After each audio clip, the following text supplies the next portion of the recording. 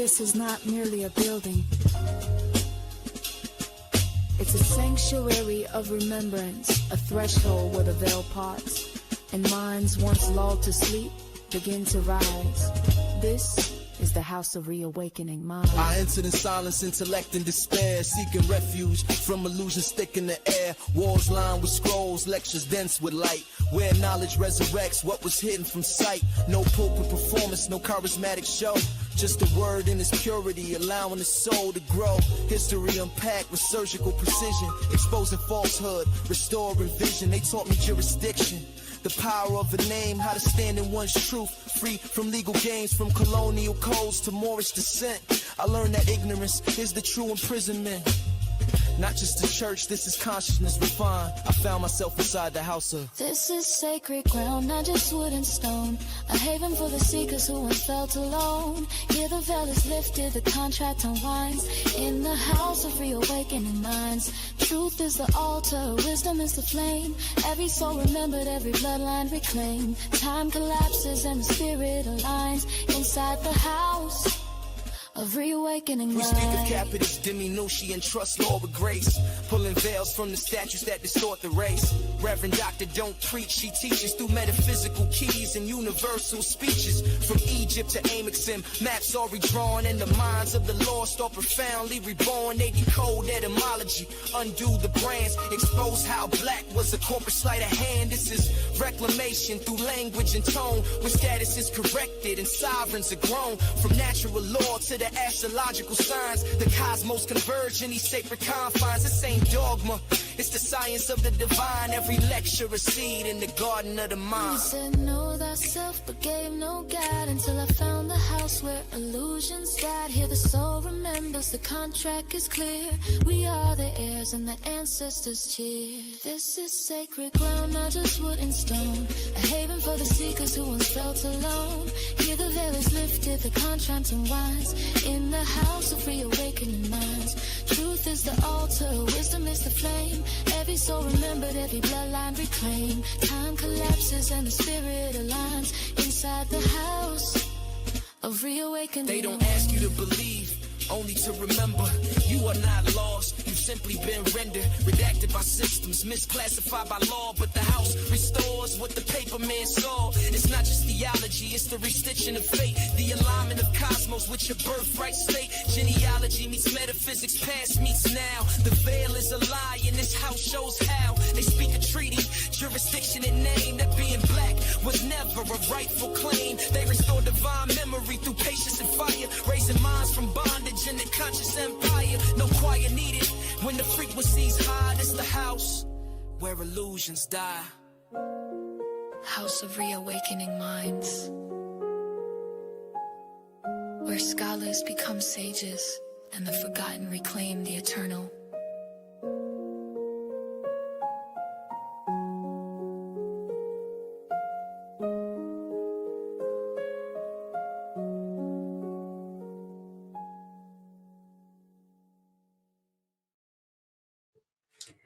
Happy Holy Day, Moors. Welcome to House of Reawakening Minds. House of Reawakening Minds exists for the exploration and practice of spirituality in an enlightened community dedicated to honoring the myriad of sacred pathways to the universal creator. We are an awakening center for spiritual grounding, free thought, self-discovery, and Moorish science, a learning experience for all ages.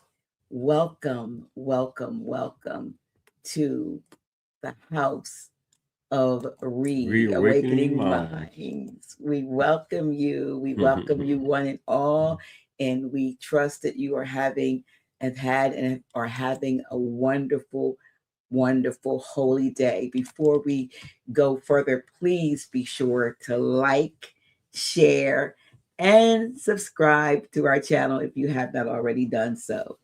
How you doing today, Grand Sheik? Oh, fine. Glad seeing you again. I'm glad to be here. Listen, the atmosphere people are living in right now, it feels very different than it did just a few years ago. Yes. You know, I mean, even though a few years ago was weird and wild, you know that. But I think a lot of people feel it, even if they can't fully explain what they're sensing. Yeah. But something y'all feels unsettled, and not just politically and not just economically, because you know when you get to the gas pump, if you drive and travel, and you could get depressed, or to the grocery store, you know. But it also emotionally, people are having emotional unsettledness, and people seem heavier now. The air more tense, more mentally crowded, and just the atmosphere. Like the vibrancy is like being drained. Like the life's being sucked out. And every day there's another another narrative. There's another crisis. Presented for the people. Right. Another distraction, another emotional wave hitting people before you even had time to process the last one. Something else is it's happening. It's like society never really gets a moment to breathe anymore, rest. To exhale or whatever, inhale, exhale, whatever it is, which is really what brings us to tonight's discussion. The 3Ds, deceit, denial, and destabilization.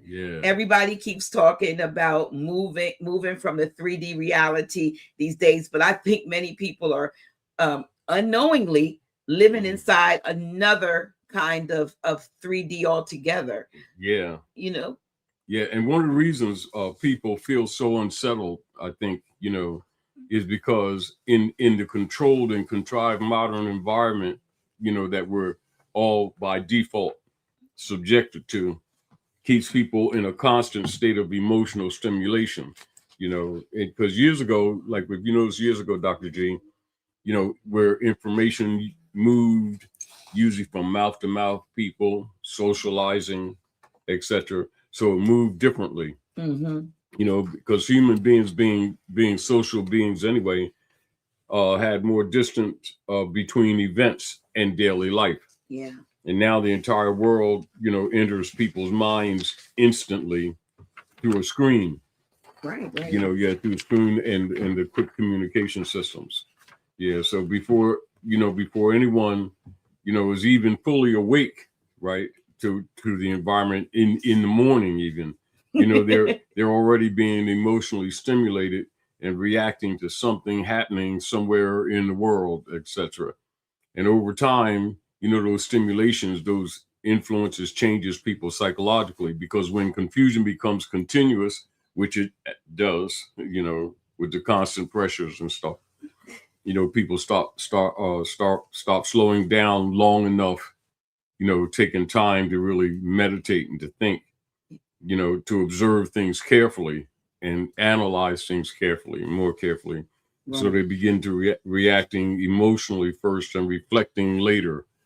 You know, and historically, that's what they want us to do. That's always created vulnerabilities. Right. You know, today, y'all, we were, you know, I've been preparing for this particular message, and something popped up on YouTube about how some, you know, the ones that do those reaction videos. And they were talking about how government is briefing big pastors.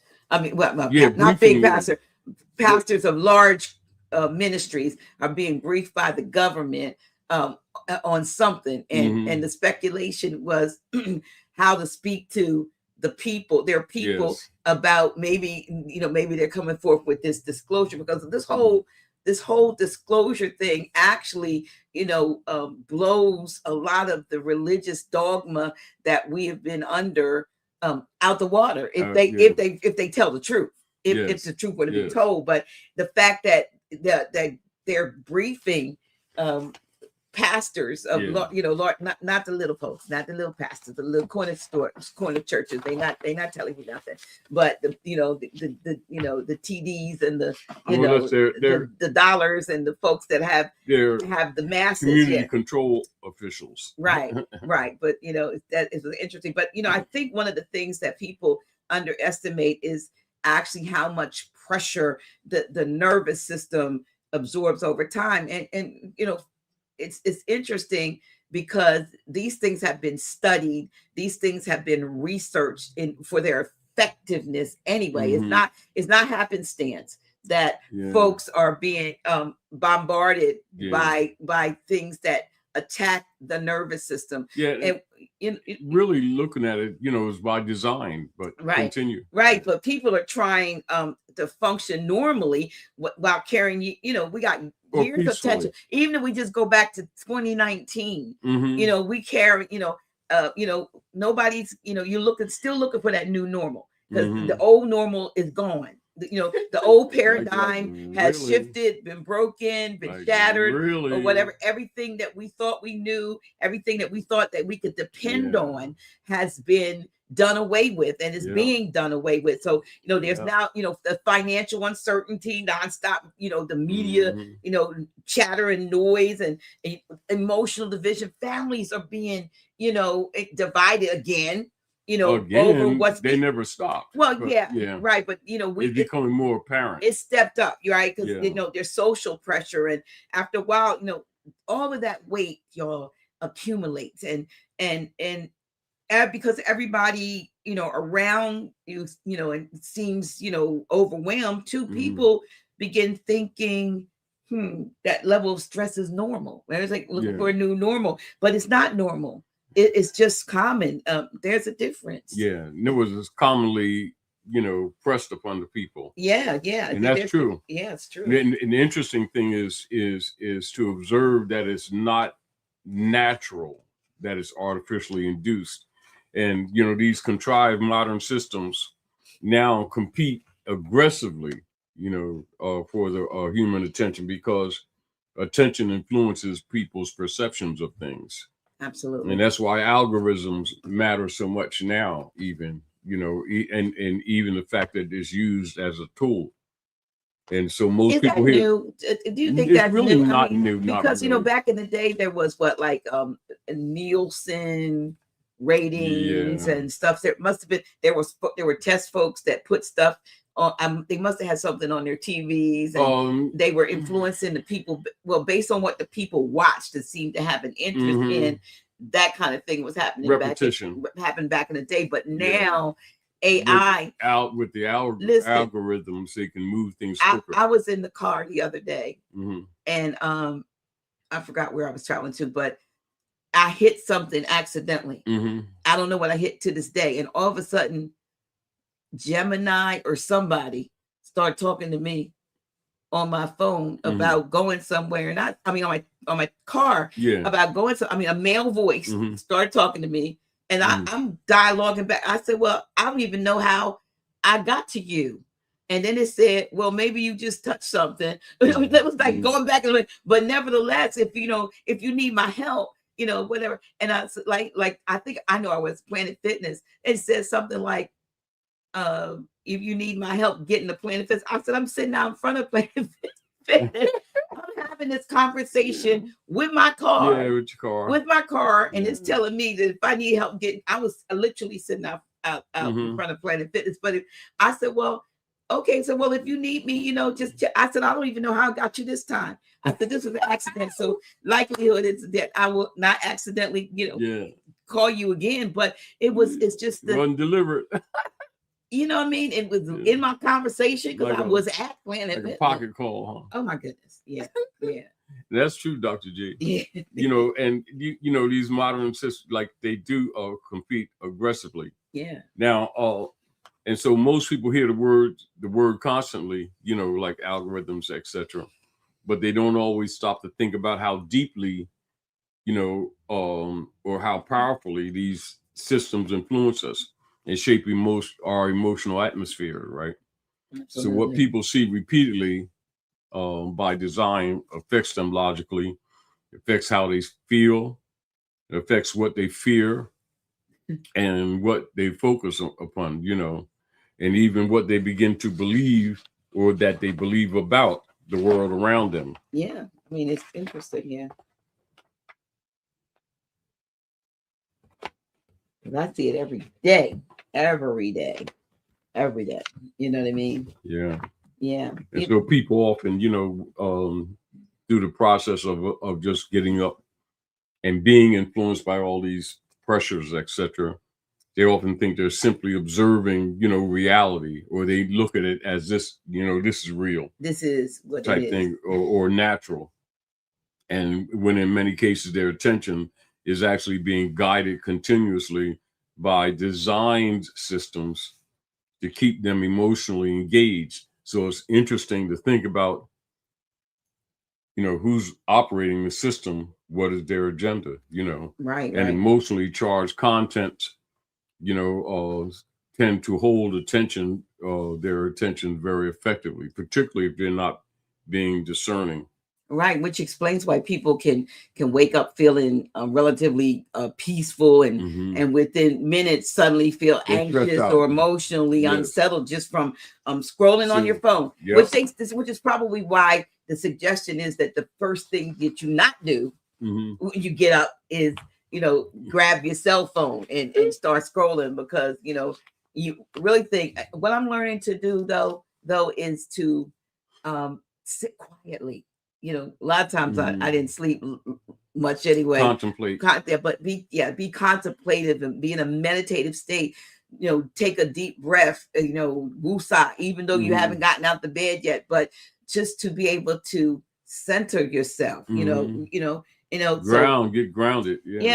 But that happens to people every day now. And after years really of living inside that kind of environment, many people they no longer recognize how overstimulated they become, because overstimulation, it really has become interwoven and intertwined into our daily lives. We think that's that's the thing that it is. That's the one reason I think so many people feel emotionally exhausted lately. Not weak, exhausted, and there's almost, like I said, sitting quietly, there's almost no silence anymore. There's just a whole lot of noise, a whole lot of stuff. Everybody trying to give you the backstory or the meaning of something. And the one that gets me is when I never heard of what's going on, and you never hear about it until you hear about it. But when it's something that hits these bloggers and reactionary people,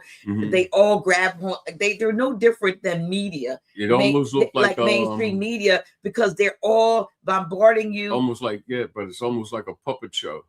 Yeah, everybody's reacting to and giving their opinion, and the horror of what's to come and all of that. And so people, you can't just turn. What I've been happy about, what I just turned you on to today, is those channels that just have the jazz and the music and the really nice background. I turn that on now. I don't want to hear nobody telling me about what's the movie, The Wiz, like the witch said, don't nobody bring me no bad news. That's what that's where I am, because those are the things that bombard us. Like I said, those are the things that begin to get in and dig in and so forth. And like I said, the big thing, y'all, is that there's almost no silence anymore. We've forgotten how to sit quietly with ourselves. Yeah, well, and silence matters, peace matters. Yeah. You know what I mean? Because reflection requires stillness, calmness, stillness, peaceful atmosphere, and knowing that human beings are social beings, and they need moments where they can stop, or step outside, and just the emotional momentum surrounding them, and observe things clearly, the simpler things in life. But modern society, being contrived as it is, rarely encourages that now, or anything in that line of thinking or being even. And everything moves quickly and designed to move quickly. Everything demands immediate attention, etc. Right? And so people often think, they're simply observing, reality naturally, when in fact it's not natural. It's not natural at all. And to think that people sit in think tanks and places and contrive how to I'm gonna just say it, muck. I'm gonna use that word, muck with the people. Yeah. They sit and they pay folks to figure out how far you need to turn the screw and so forth.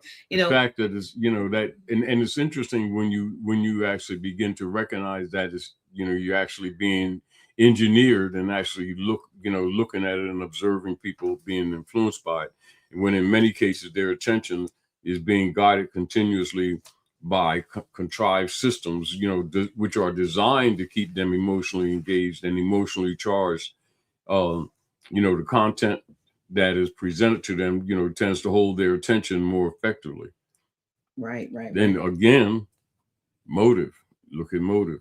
Yeah. Yes. Right. But what's interesting to me is how many people are beginning to question reality itself. You might be doing that. People no longer trust what they're seeing anymore. They don't trust what they're seeing anymore. I've seen people slowing down videos frame by frame so that they could, to analyze. Right. Looking for the inconsistencies, and people are questioning whether it is staged, manipulated, is it edited, is it scripted? And a lot of times it is. I saw something the other day. I want to say it was at that White House press dinner where there was an attempt. I'm not even saying that. There was reported that there was an attempt on okay. But anyway, it was a man eating, I guess, and I think he had a fork in his hand, like, say you put a piece of chicken or something in his mouth, but when he got the fork to his mouth, the fork disappeared and the meat was there, but the fork wasn't. But he there was no fork in his hand. So it was it a glitch? Not the glitch that we talk about, but so you're seeing these edits and these things being interjected. These green screen type things. And what people don't know whether or not their interpretation is correct anymore. But you can't really know. What's becoming obvious, Dr. G, is the engineering. They're moving so quick with the engineering that's becoming obvious that they are engineering, doing social engineering, and relative to all that busyness, that constant bombardment, silence matters, because reflection, contemplation requires silence, or stillness. Right. Human beings need moments, where they can step outside the emotional momentum surrounding them and observe things more clearly. But modern society rarely encourages that now, and everything moves quickly, so quickly that everything demands immediate reaction. Right. Listen, but let's go back, a little bit about trust, because trust itself has eroded when it comes to the people. We don't trust anybody. The masks are off. The veil, as it says, the veil is rent. People feel like they're I know. Like they're constantly being presented with performance instead of authenticity. And folks really, we want what we get authentic. We want to be authentic, and we want the people that are presenting to us to be authentic too. And so the news and the politics, it looks and it feels, what it feels like? It feels like because it is being contrived. It's being contrived. But it feels like a low budget movie. Like not even a good movie. Sometimes I looked at a movie the other day and somebody said, "Oh, that's poor acting." They don't even care anymore. Yeah. They don't even care anymore.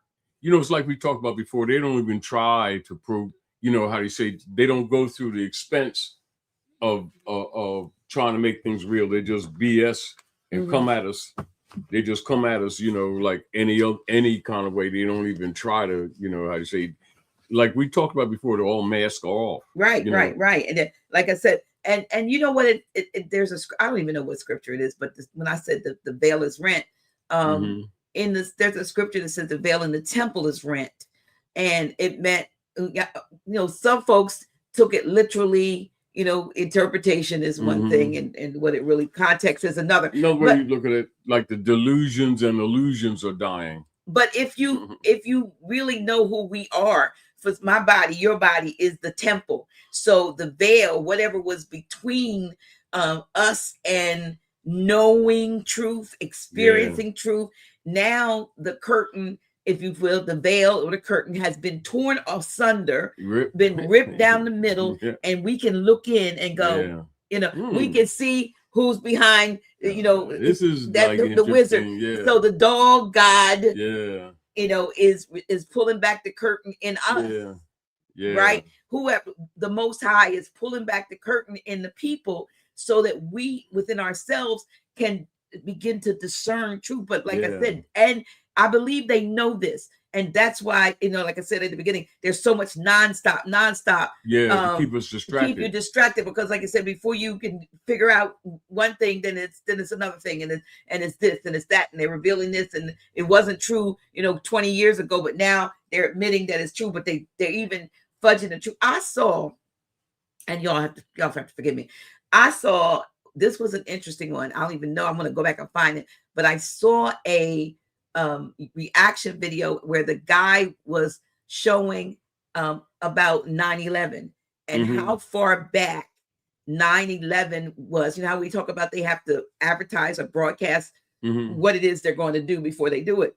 I want to say, I don't know when exactly the towers were built, but there were cartoons, y'all. They didn't put everything in a movie. There were comic books that showed, and it literally said that, and showed the towers being, because it was 2 attempts on them, if I'm not mistaken.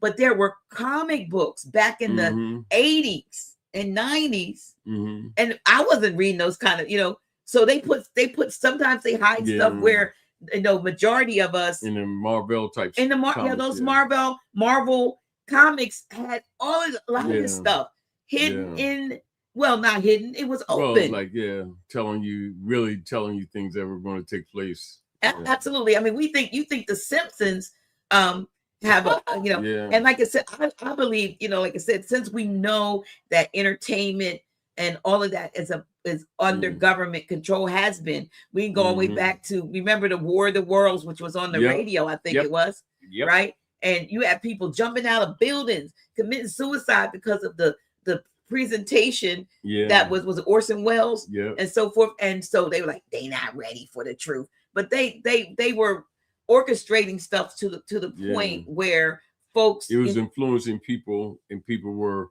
reacting, negative to themselves in relationship to their influences.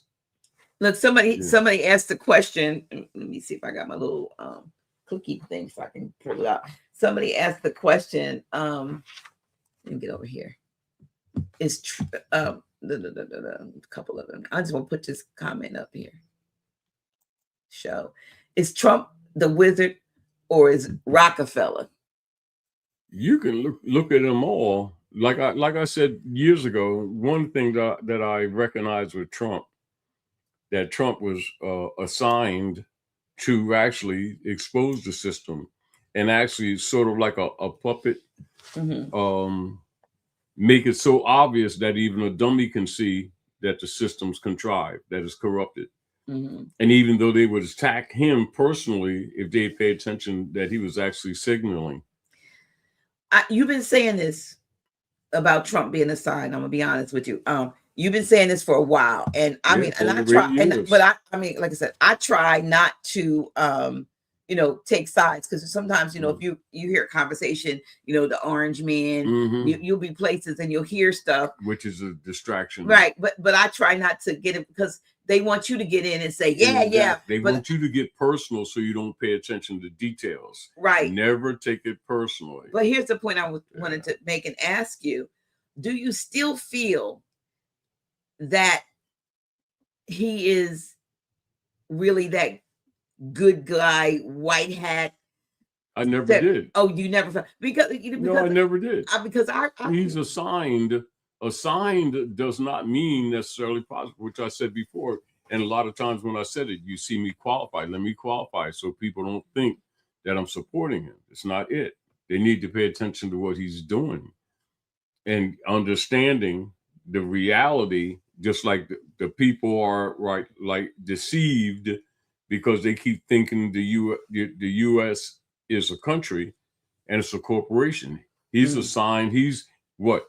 the processes that he's doing, showing you that there's operational dissolution of the corporation. Right. But like I said, I wonder because now, in the beginning, he threw out all those what do you call it?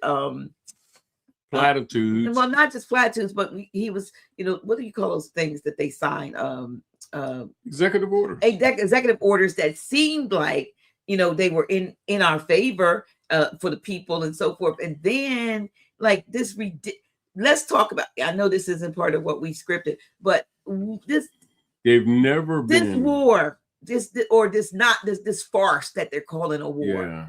Yeah. Because this theater that they're calling a war. And is it just to justify the raise, the increase, how they're trying to siphon everything out of the people? What I said before, get the fiat from us. They're trying to preserve the hegemony, and they're trying to take the physical fiat, which I said before, right, to get us into the digital, so they can do what? Have absolute control over the people's accounts. Right. All of it is unconstitutional, but if you really pay attention to things that he's done and said, and the artful contradictions that he's assigned to do two things: expose the system and to be the piñata for actually the people starting to pay attention that who is really controlling this thing, when to be obvious that he's not really controlled, that he's a piñata. It was so he's not. I mean, we know they change up, have different ones being him and so forth. So I don't know, but it just seems like first he started out. You do know what you're observing. Well, it seemed like first when he started out, he was doing the right thing, even like though what? Well, as an example. Well, I mean, there were things like, even the issue of birthright citizenship and stuff, which like they talked about, stuff like that. That was a biggie, and we thought a lot of folks thought that, okay, this is our opportunity to assert the fact that we are not, U.S. citizens, that we are not Negro, Black, colored, African American, and that we are Moors, we are this. But that hasn't even been even the fact that one of the things that he presented to the people of the land says, start studying your history. He literally said that. But and this is where the positive comes in, but at the same time, the people were still being distracted by mainstream news by always looking at things personally rather than paying attention to the little jewels that he would drop in between us. So I've always said he was assigned. I know you say it. Because there's a constant contradiction. Who assigned him? Whether it's divine fate, and it doesn't mean good if you get the whole point. Yeah. But if you pay attention to the things that he said and the things that he's done, the constant contradictions, it's clear that they're distracting the people while something else is going on. Yeah. And like I said before, and I'll say right now, because the U.S. corporation company is being dissolved, and they're doing this. A lot of the distractions are done to limit people from open rebellion and going after these politicians and the preachers when they discover that they work together, which is not surprising while they have this meeting with them to control the people. Right. And then you have statements coming from the bankers. Now, you already know. Now, why would an alien come here and worry about how much change you got in your pocket? Well, I mean, as an example, I'm just showing it's clearly it's coming from them, meaning that they're the alien. Well, why would they? And why, like I said, why would they start open up a website called Alien? Two of them, Alien and Aliens.gov. What? Preparing the people because it's a distraction. Because so the people don't pay attention that the negatives that have been occurring with the people actually come from them. And so those, that uncertainty, changes collective behavior over time. And so they're using those tools. And once populations begin losing confidence in institutions, which they are doing, right? Losing confidence in the media systems, which they're doing, and losing confidence in the public narratives. And this is all happening simultaneously, right? Yeah. So the society is beginning to enter into a psychological unstable phase. And these causes and effects responses, are becoming more and more apparent. And it to me, I look at it like this: they're making efforts to get the people's attention, to get the people's attention off them. Because if you notice, their statements are all projective. Like I said before, they're always projecting, always projecting. So they don't know stuff, but they're always projecting. And that's why discernment matters now for everybody now, and more, more than ever, discernment matters. And it's not paranoia, right? And it's not blind belief either. And discernment is what should be focused on right now. And the workable, abilities or skills, to observe things carefully and without emotionally surrounding yourself to every narrative, that they put out there, moving through the society. You know what? I'm going to put this question up here. Someone said, I think Trump is a prototype of King Cyrus, sort of kind of what you think, Mr. Bey. It's like along that's kind of like what I've been saying. That's why I always say he's a pinata. He's assigned. And because there's so much contradiction, even in statements, it's obvious that, that it's not a natural flow. Mm-hmm. And that part of the nature of his resentments and him presenting himself is what? Clear distraction, right? Mm-hmm. And the constant contradiction keep people arguing personal rather than paying attention to the subtleties. They made some changes, y'all. I got their comment kind of stuck here. Oh, there it is. Where'd it go? I don't know where it went. Oh, here we go. Hide it. I'm sorry, y'all. I gotta figure out. They keep making changes to this thing. But I think people are realizing that they've spent years unconsciously absorbing emotional energy from the atmosphere, from around us without ever really clearing it internally. That's, we might have a bad energy somebody come to our space and we know, get the sage out, whatever. Yeah. And, put some salt at the at the entrance or whatever. We should have been doing that every time we talk about a politician. Right. But yeah.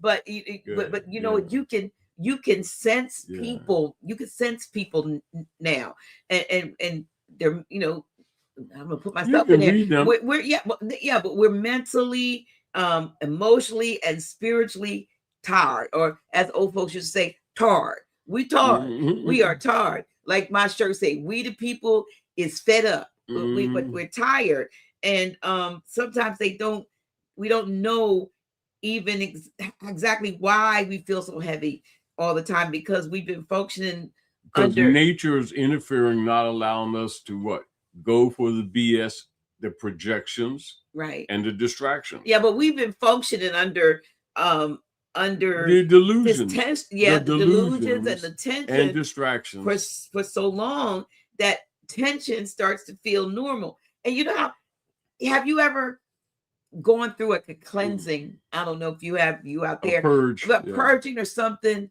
And sometimes there's a Herkimer effect where you feel worse before you feel better. I mean, that's what they call it. But when you feel better, you never realize how bad you were feeling before until you start to feel better. We're feeling bad and don't know that it could be better. Yeah, because they're purging. Yeah, and it's the difficulty of people letting systems go because of the grooming too.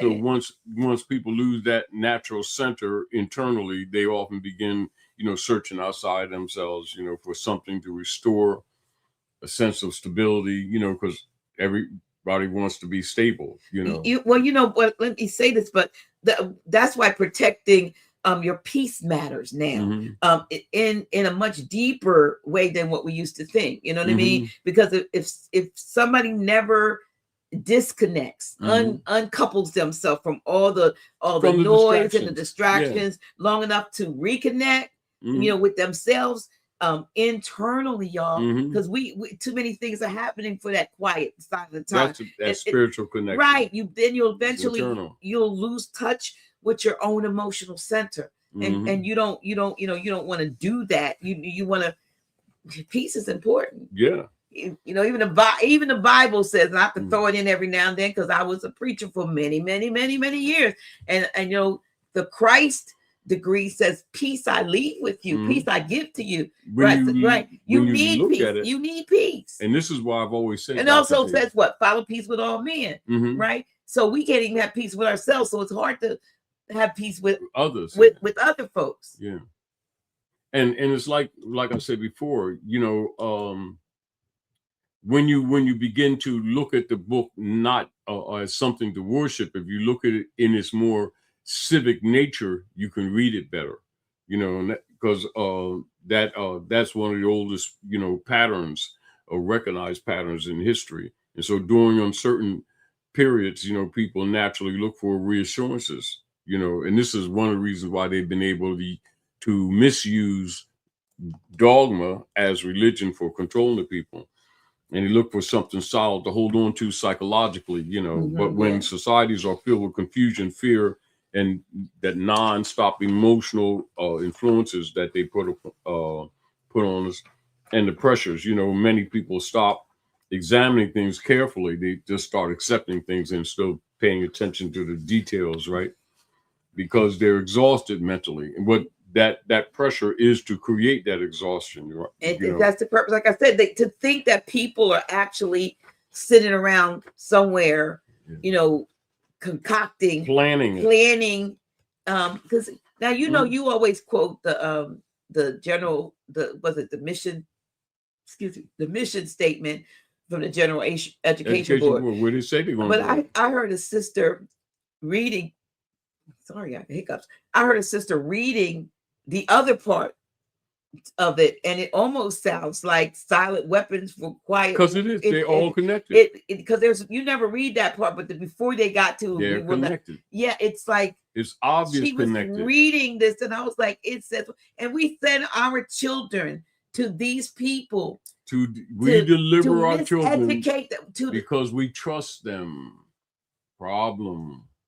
This is again, Dr. J, why I've always said one of the most important things for our people to be cognizant of and to remind themselves of on a constant basis that the United States is a private corporation, not the country. Right.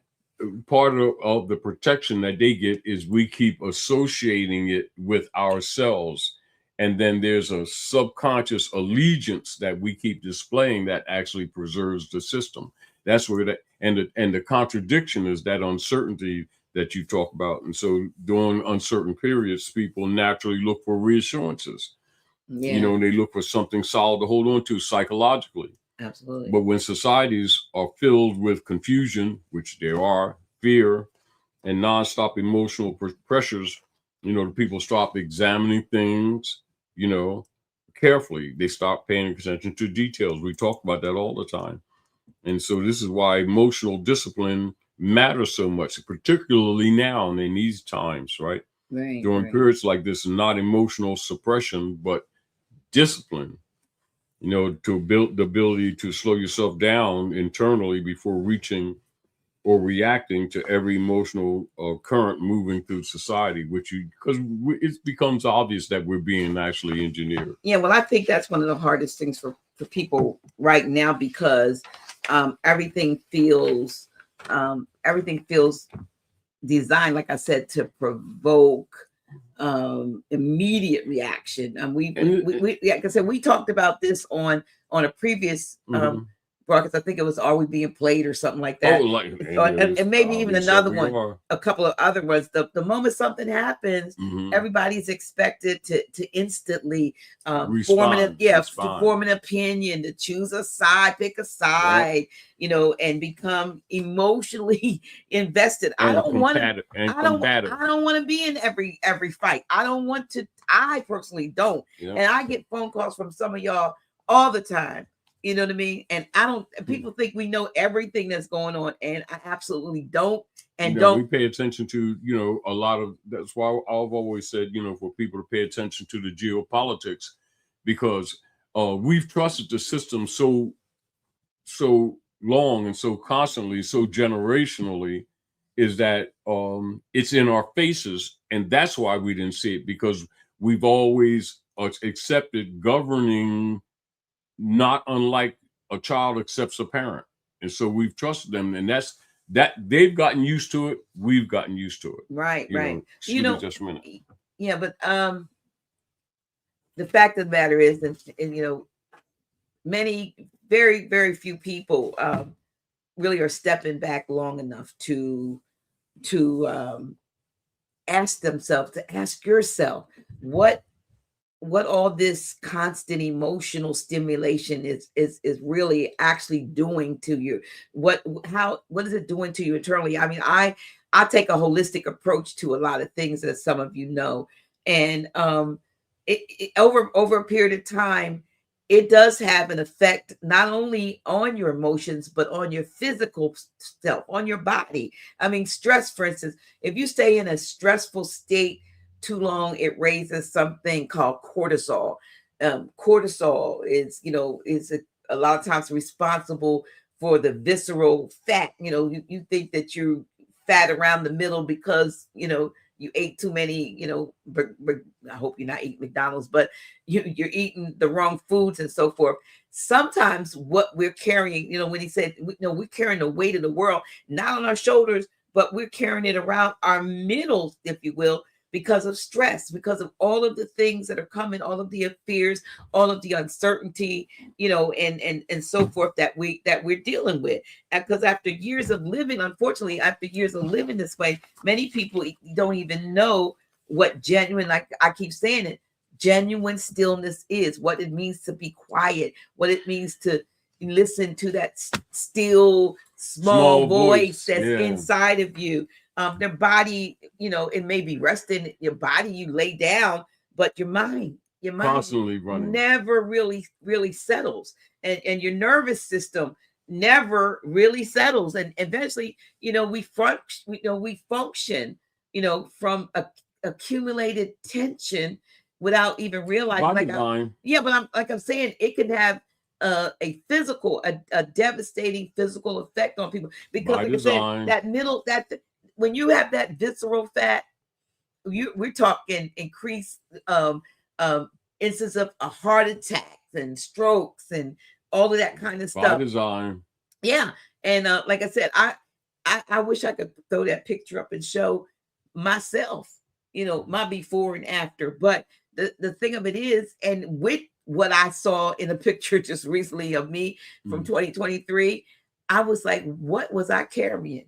What stress, what burdens that didn't belong to me that you were bearing? Was I bearing? Because carrying the weight of the world. The weight of the world is not necessarily just weighing you down emotionally, but physically. You're reflecting. Yeah. Yeah, exactly. Yeah.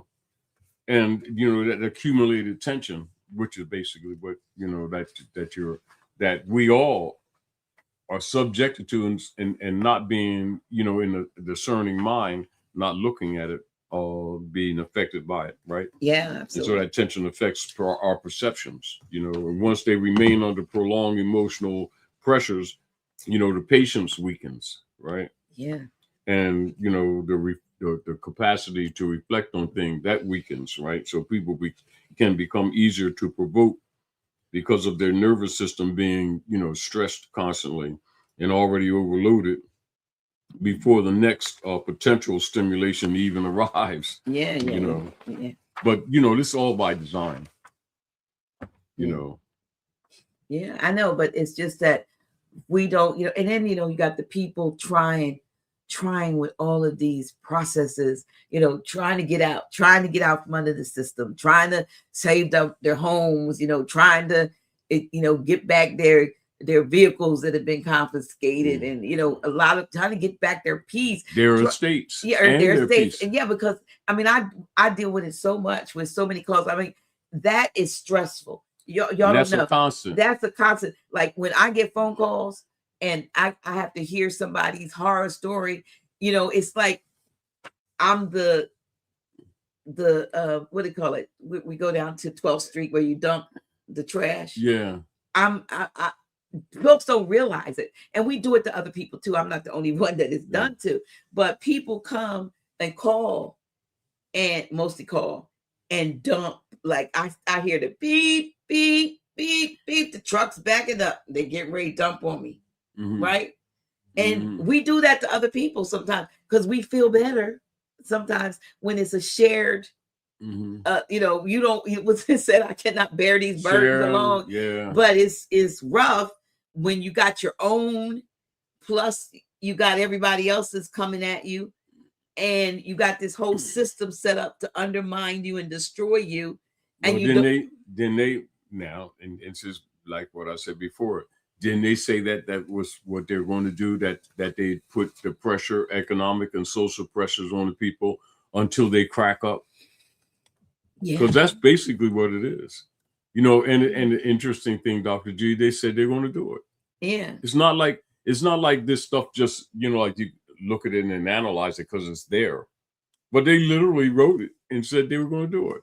I would like to find that Board of Education, what is it, that thing that I was talking about. I don't know how to look for it to get the whole piece and read it to y'all. I would really like to read it, because when I begin to hear the words, I'm like, I always hear the part, you know, where we will not be we don't want to make scholars and preachers and this, that. But there's the part that they said before that.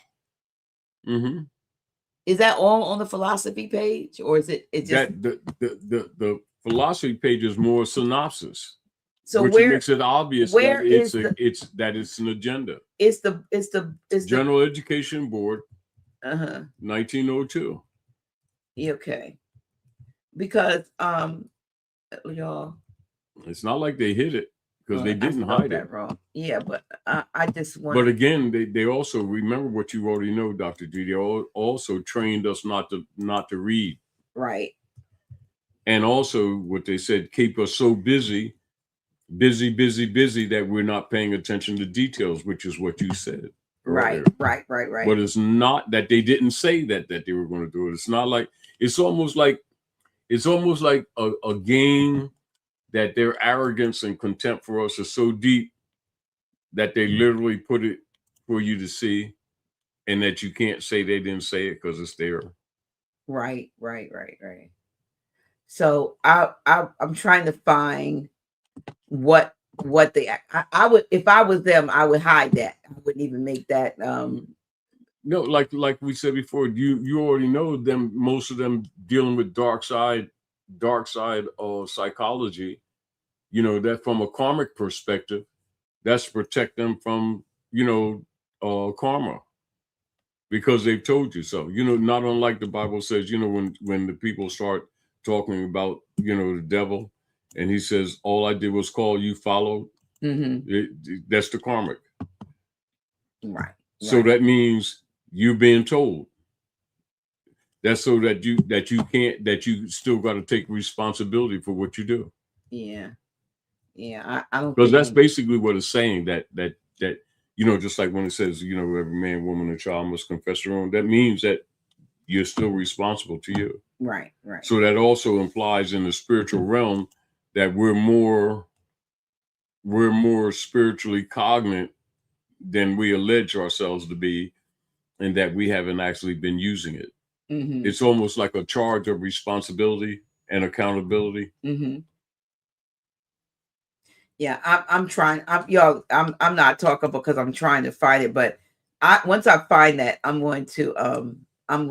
What particular part? Like it was the part that was before the part that you always quote, and the philosophy page is what I always quote, because that's a synopsis of the whole nature of the whole thing. But before they got to that, they said some other stuff that was very frightening.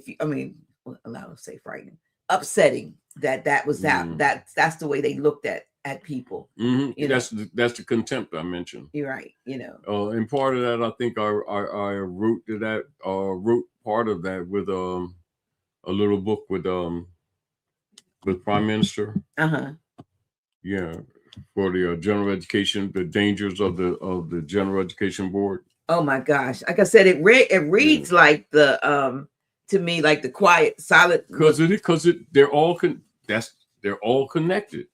And this is back to Dr. G, where people think that stuff is not connected. That's why, that's the danger of not knowing history, because people keep thinking they like to think within the vacuum of their own lifespan.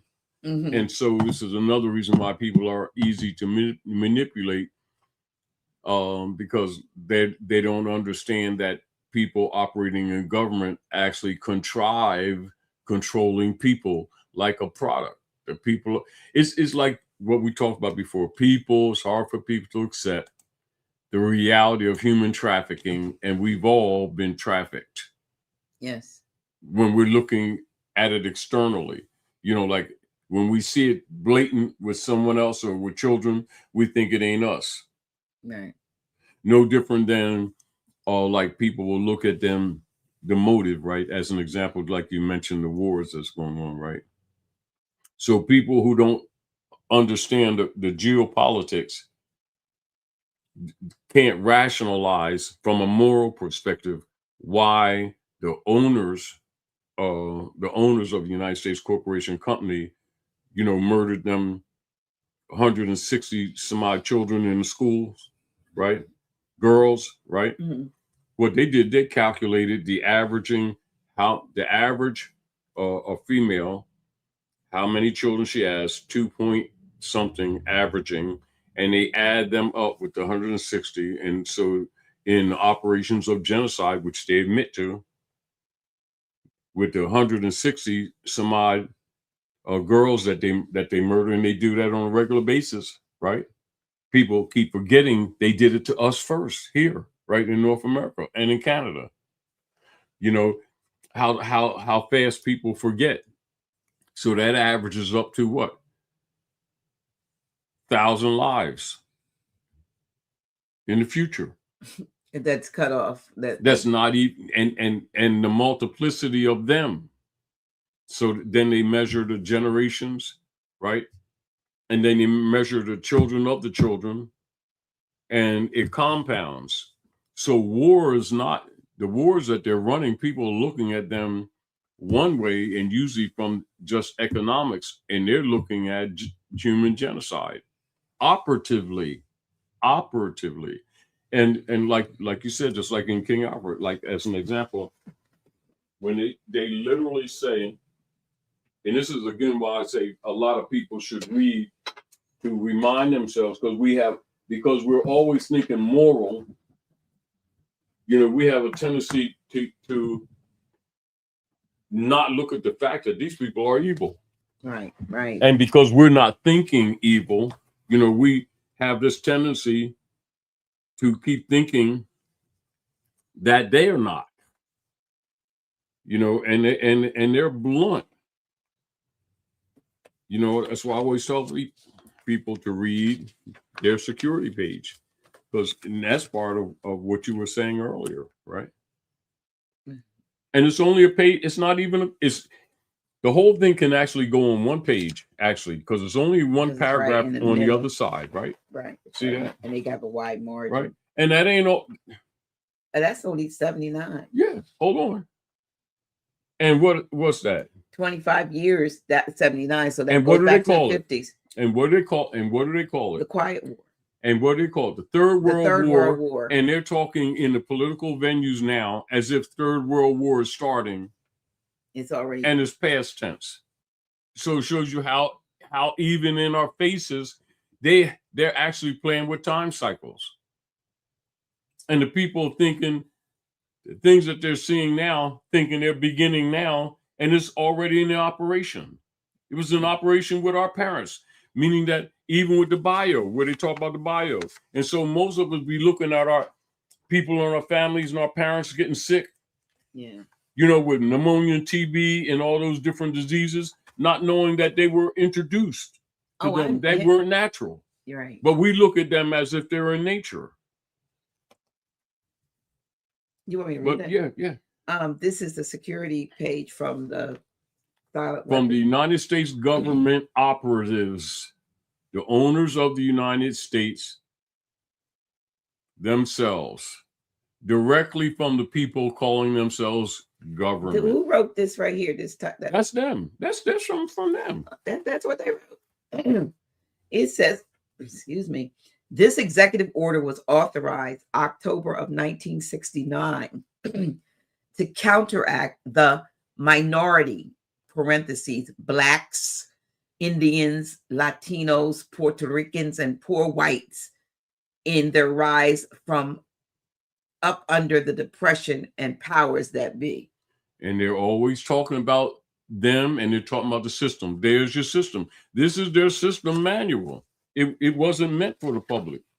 This was originally top secret. They got these off them computers in Arizona. You know what happened? Computers really got the planes.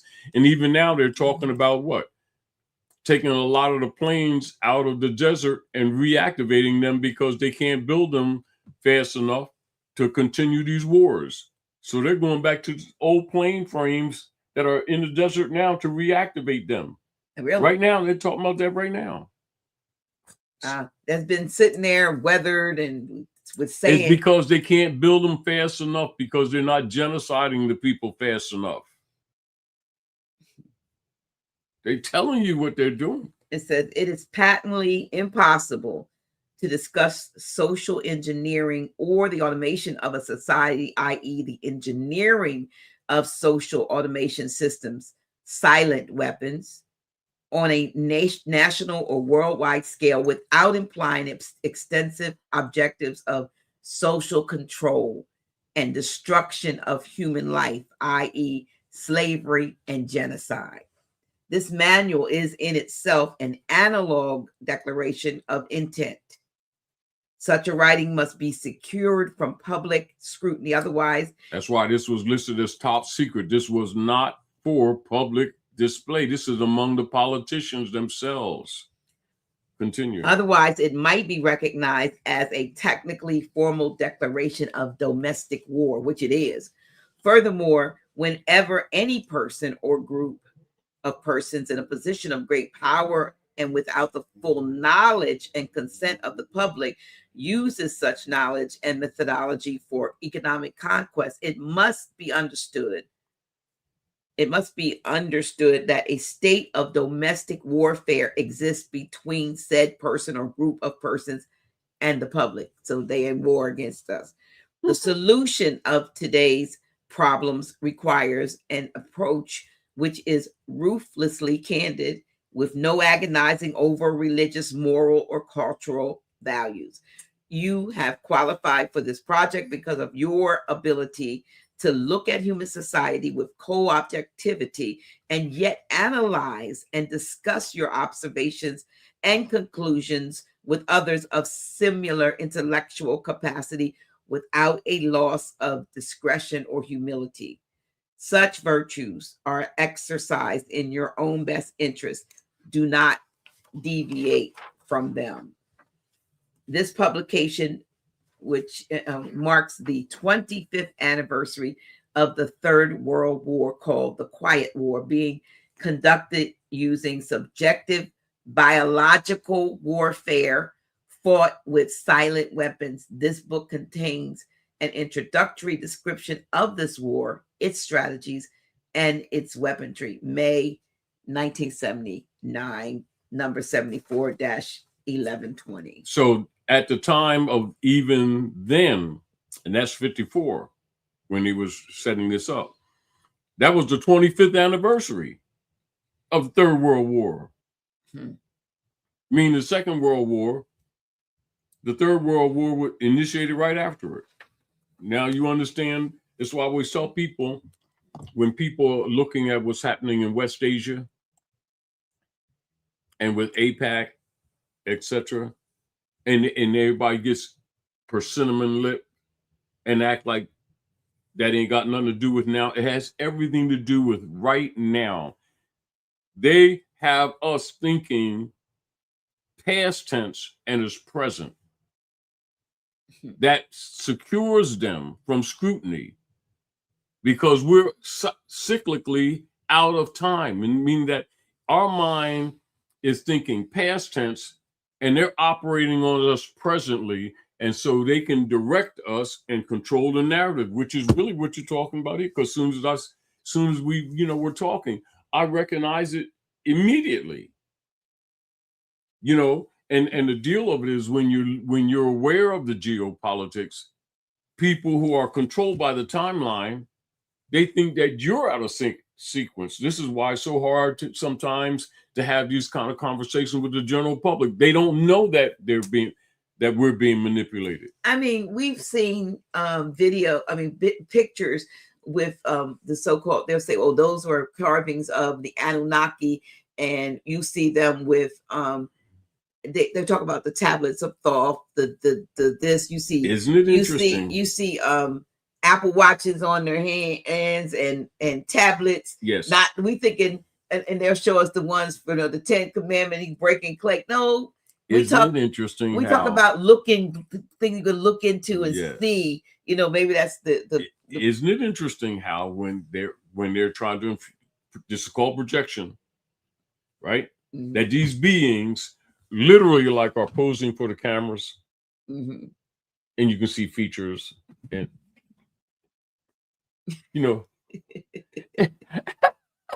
and so you're looking at that instead of looking at the persons who are actually controlling the media, who are really the wizard. And it's like this. They don't know nothing, but they know what they look like, right? Mm-hmm. And they're showing you little pictures as these beings are. Notice this one over here, and this one here. Well, you're out of frame. But I'm just saying, and the deal with it, whether it's real or not is not the point that I'm saying. It's projection, and it's scripted, That's the thing. It's not like it happened naturally. These notice things are naturally occurring events. These are things that within the contrived and scripted. Within the conversations, they always bring up the economics. Can you grab that book over there, please? I can't. Which one? I need to look at the pink one. Everything, nothing is in the middle. Yeah, that next one. Yeah, that one next to it. That one. Yeah. Thank you. Based on what we're talking about, was it deceit, denial, and destabilization. You all probably remember last year or the year before last. Yeah. I shared this book by James W. Mm-hmm. Lee. Nothing is true. Everything is a lie. Right. And it actually he used the Bible on 21 critical subjects for the awakening truther, and begin to show, the things that, look, I turned right to the Georgia Guide stuff that are now, that got and then they moved them or took them down. But this book begins, look, they said I turned right to this, chapter 8. The depopulation agenda was set in stone. Is it not? Isn't it right here? Yes, right. It was set in stone, right? And which means when they say set in stone, what they mean, that's a locked in agenda. And if you allow them to control the narrative, is to forget that this is a locked in agenda. Now, like when you say discernment, mm-hmm. if you're paying attention, you don't allow them to tell you other than what's being presented to you every day. Right. Yeah. So this book, it's stuff we're talking. It's not like they're not telling us. Yes. It's not like they're not telling. The coming Hunger Games. I mean, a lot of things, the movies that we've enjoyed and looked at and not realized they were telling us what their plan. Now, look at what they're doing right now. They know that the world runs on energy, right? Mm-hmm. So they started this war. They went to Venezuela, right? Mm-hmm. Why? Venezuela has one of the most oil-rich areas in America, right? Mm-hmm. So they attacked America, South, right? And if you notice how they keep on calling themselves America, like the people they're attacking aren't Americans. See the psychosis? When actually they're Europeans who are occupying America through their corporate operations called the U.S., And they literally have the people calling their U.S. corporation America. And we don't even recognize that we're casting spells every time we say it. Right, right. And so we don't pay, you know. And then as soon as they took Maduro out and his wife, right? Then they went immediately to West Asia and they renamed it the Middle East distraction, right? To control the Strait of Hormuz with the oil flow that feeds over 20% of the world's economy. Why? To create starvation. You gotta, when you understand the geopolitics and history, you don't allow them to control the narrative. And this is again like I've always said, Dr. G. If you look at the Bible for what it is, it's a civic book. You'll read it totally different. And a lot of times, even when people are making their discernments, people need to bring their attention to this. They stop looking at it as a book of worship and start looking at it in its civic nature. That's when they start seeing these things that they didn't pay attention to before, because it's a civic book. Well, there's a sister, matter of fact, she called me yesterday to give me an update on her case. Yeah. And Sister Rachel, if you're listening, says she is exactly that. She was made a special appearance, and she just slam dunked them in because of her ability to take that Bible and use it in a way that knocks down all of because if you use it civically, which is a civic, see right. This. What have I said constantly, Dr. J?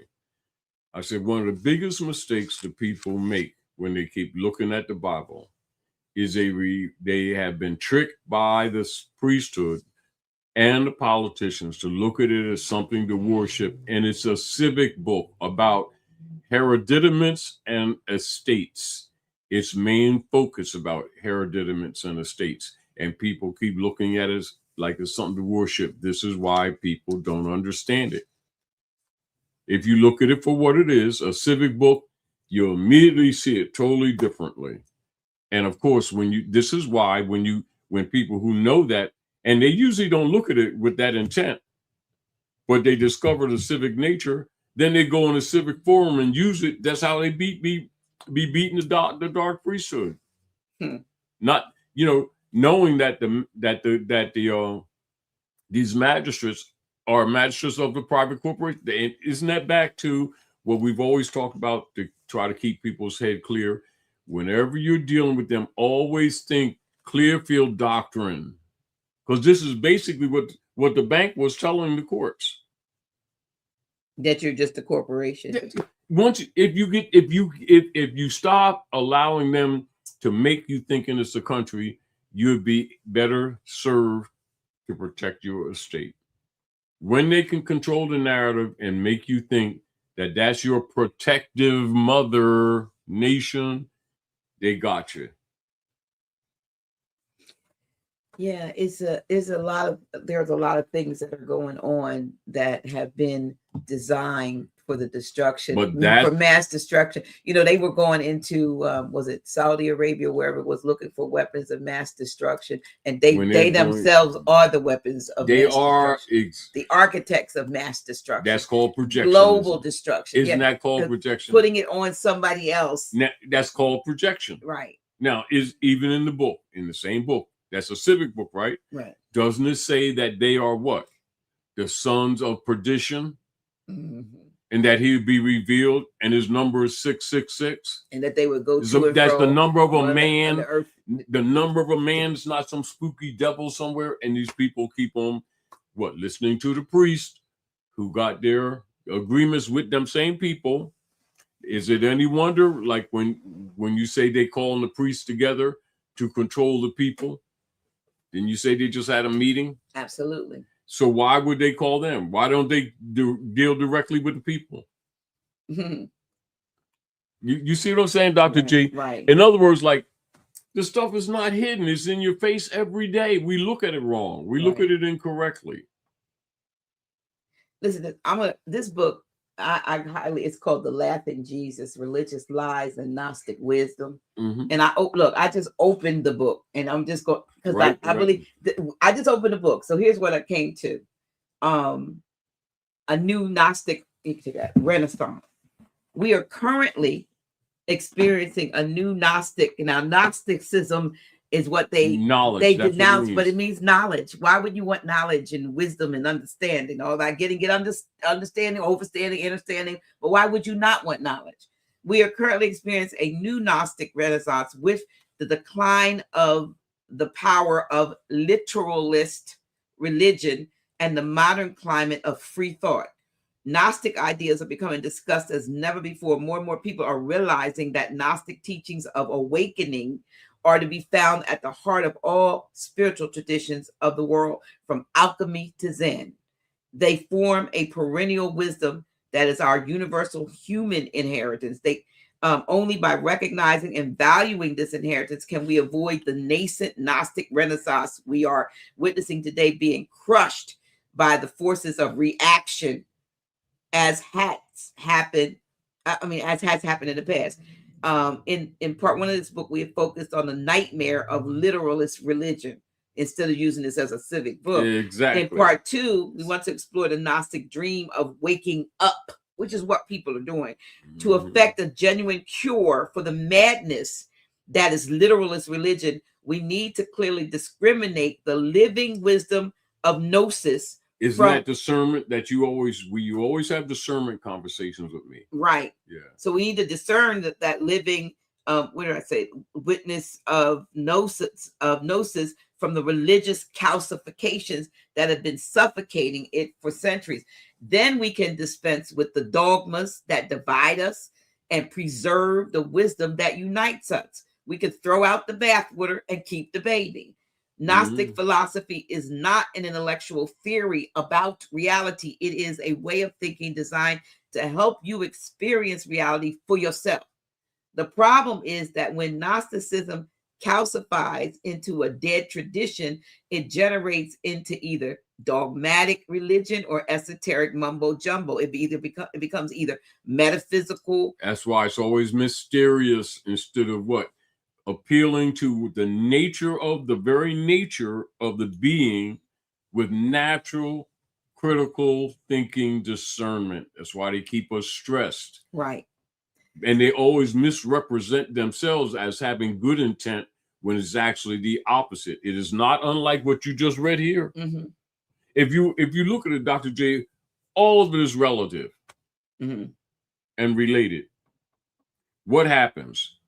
And this is back to what you talked about before. When the people see it or really feel it, recognizing that they're going to have to start taking responsibility for their lives, they go into a state of denial. This is where the denial comes in. Right. Not paying attention to what they say. Go ahead. So, okay, it becomes either metaphysical religious assertions to be blindly believed or incomprehensible esoteric ramblings that lead us nowhere but round and round in the maze of arcane gobbledygook. In both cases, it becomes divorced from the real experience of living and loses its power to transform and awaken us. For Gnostic teachings to retain their transformative power, they must be continually brought to life by being reinvented to address the ever-changing experience of being alive. And that's the thing I used to talk about when I preach, because everything, it has an interpretation. You can put many interpretations, but contextually, if you put something out of context, and a lot of times we're giving things out of context on purpose in order to have us come into these crazy conclusions.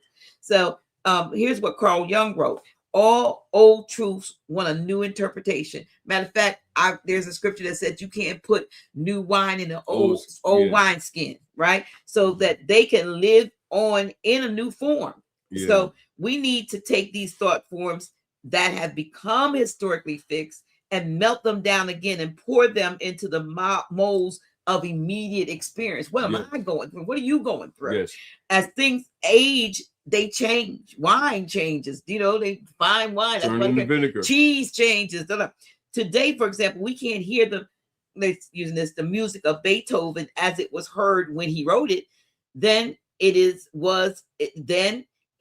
and was edgy, innovative, and confronting. Now it's familiar, classical, and conservative. In the same way, spiritual teachings, which in the past were the cutting edge of consciousness, can seem safe and dated today. To be an authentic part of the Gnostic tradition, we need to reject tradition. We need to be imaginative. We need to create a new language with which to discuss the old problems in a new way. I mean, because we're going all around the same mulberry bush, whilst the simple message of awakening remains obscured by mystifying mumble jumble. Gnosticism can seem to be an inaccessible, abstruse philosophy, but as an early Christian text boldly asserts, there is nothing about the truth which is truly difficult. In our experience, exactly, because it's really simple, and it's back to what you say, discernment. Because what happens is you cast off all the gibberish of the distractions that are put there to encourage you. It's called projection, of not paying attention to what's right before you. Yeah, making simple things complex. And this is again where, parabolically, when it would say in the Berber culture, where when the honesty of truth is simple enough for a child to understand. In other words, what it's really saying, why you adults keep on trying to make this complex and claim to be spiritual when simple truths that are in nature are there for even a child to understand. Therefore, you're not excused for continuing the practice of making basic life truths complex. They're not complex. We're full of doo-doo. And that's a roundabout way to tell us what we really need to purge is our BS and stop pretending that simplicity is complex when it's not. Absolutely. Absolutely. And it really goes to the psychosis of us not wanting to challenge, like you talked about all the time, Dr. G. We have the psychology of trying to protect institutions rather than letting them go when we see that they are conflicting with what? The progress of humanity, and accept it for what it is that we've been played. Get our egos out of the way, settle back, observe things for what they are, and being willing to do what? Purge and be reborn with a new mind. Absolutely. Absolutely. And it's that resistance that makes us unsettled, trying to hold on to Rome while complaining about what Rome does. The problem is, too, many of us have spent years adapting ourselves to emotionally to the atmosphere that's around us instead of consciously directing our own inner condition. We don't do that, and after a while, we can lose sight of where the atmosphere ends and where we begin. Exactly. And that's deep when you really think about it. You have to be autonomous. You got to, we're in it, what they say, but not necessarily of it. Exactly. You are, you're in it. We all collectively connected, but we are also an individual at the same time. Yes, because by default, societies influence human behaviors and consciousness continuously. And we affect each other emotionally, whether we recognize it or not. Absolutely. Consciously, whether we're conscious of it or not. Right. And fear spreads socially. And this is why they always use fear, and agitation spreads socially. That's why they use that, agitate, right? But calmness spreads too, right? Yeah. And so, we should adhere to those things which are positive that calmness brings. And that's why those who are capable of maintaining a balance, right, during unstable periods, stuff like that, often become stabilizing forces for others around them. Historically, society has always depended on individuals capable of remaining thoughtful, and centered while confusion circulated publicly. And that principle still matters now. And I looked at that, even like, that nature of that calmness or that thinking or trying to preserve that kind of calmness is what I recognized years ago when you used to read some of your poetry. Because it takes that type of state of mind that's taking control of your mind. Right. And I also think that many are starting to realize that more information doesn't automatically create more unity. We got a lot of stuff. Or clarity. The more information you got, sometimes it's so clouded and confusing. You can't get clear on things. If anything, many people like feel more mentally crowded, I want to say, than ever before, despite having Design. despite the fact that we have this constant access to information, because information without reflection, what it does, it eventually becomes noise. It becomes noise, and people are starving for clarity right now. Not more stimulation, not more outrage. Clarity. We can, like you always say, are we clear? He'll give you, a lot of you be like, I don't know what he said, because he's so but you'll say, are we clear? Then people do want clarity. The ability to think clearly without being emotionally pulled in 100 different directions all day long. We don't need then they say they're going to keep the people scattered. Yes, keep them busy with BS, right? And so clarity requires internal space, and that's why stillness matters also, and psychologically, and so does spirituality, as a factor of our experiences every day, right? And you already know that even when you're dealing with a lot of people, it's like you said, a lot of them people sometimes when they're calling you and putting their burden on you. So people who never step outside of their emotional momentum that surrounds them, right, eventually lose the ability to examine things objectively, because they remain emotionally immersed, in reactions, or the design reactions, on a continuous basis. And so logically, the contrived modern systems benefit.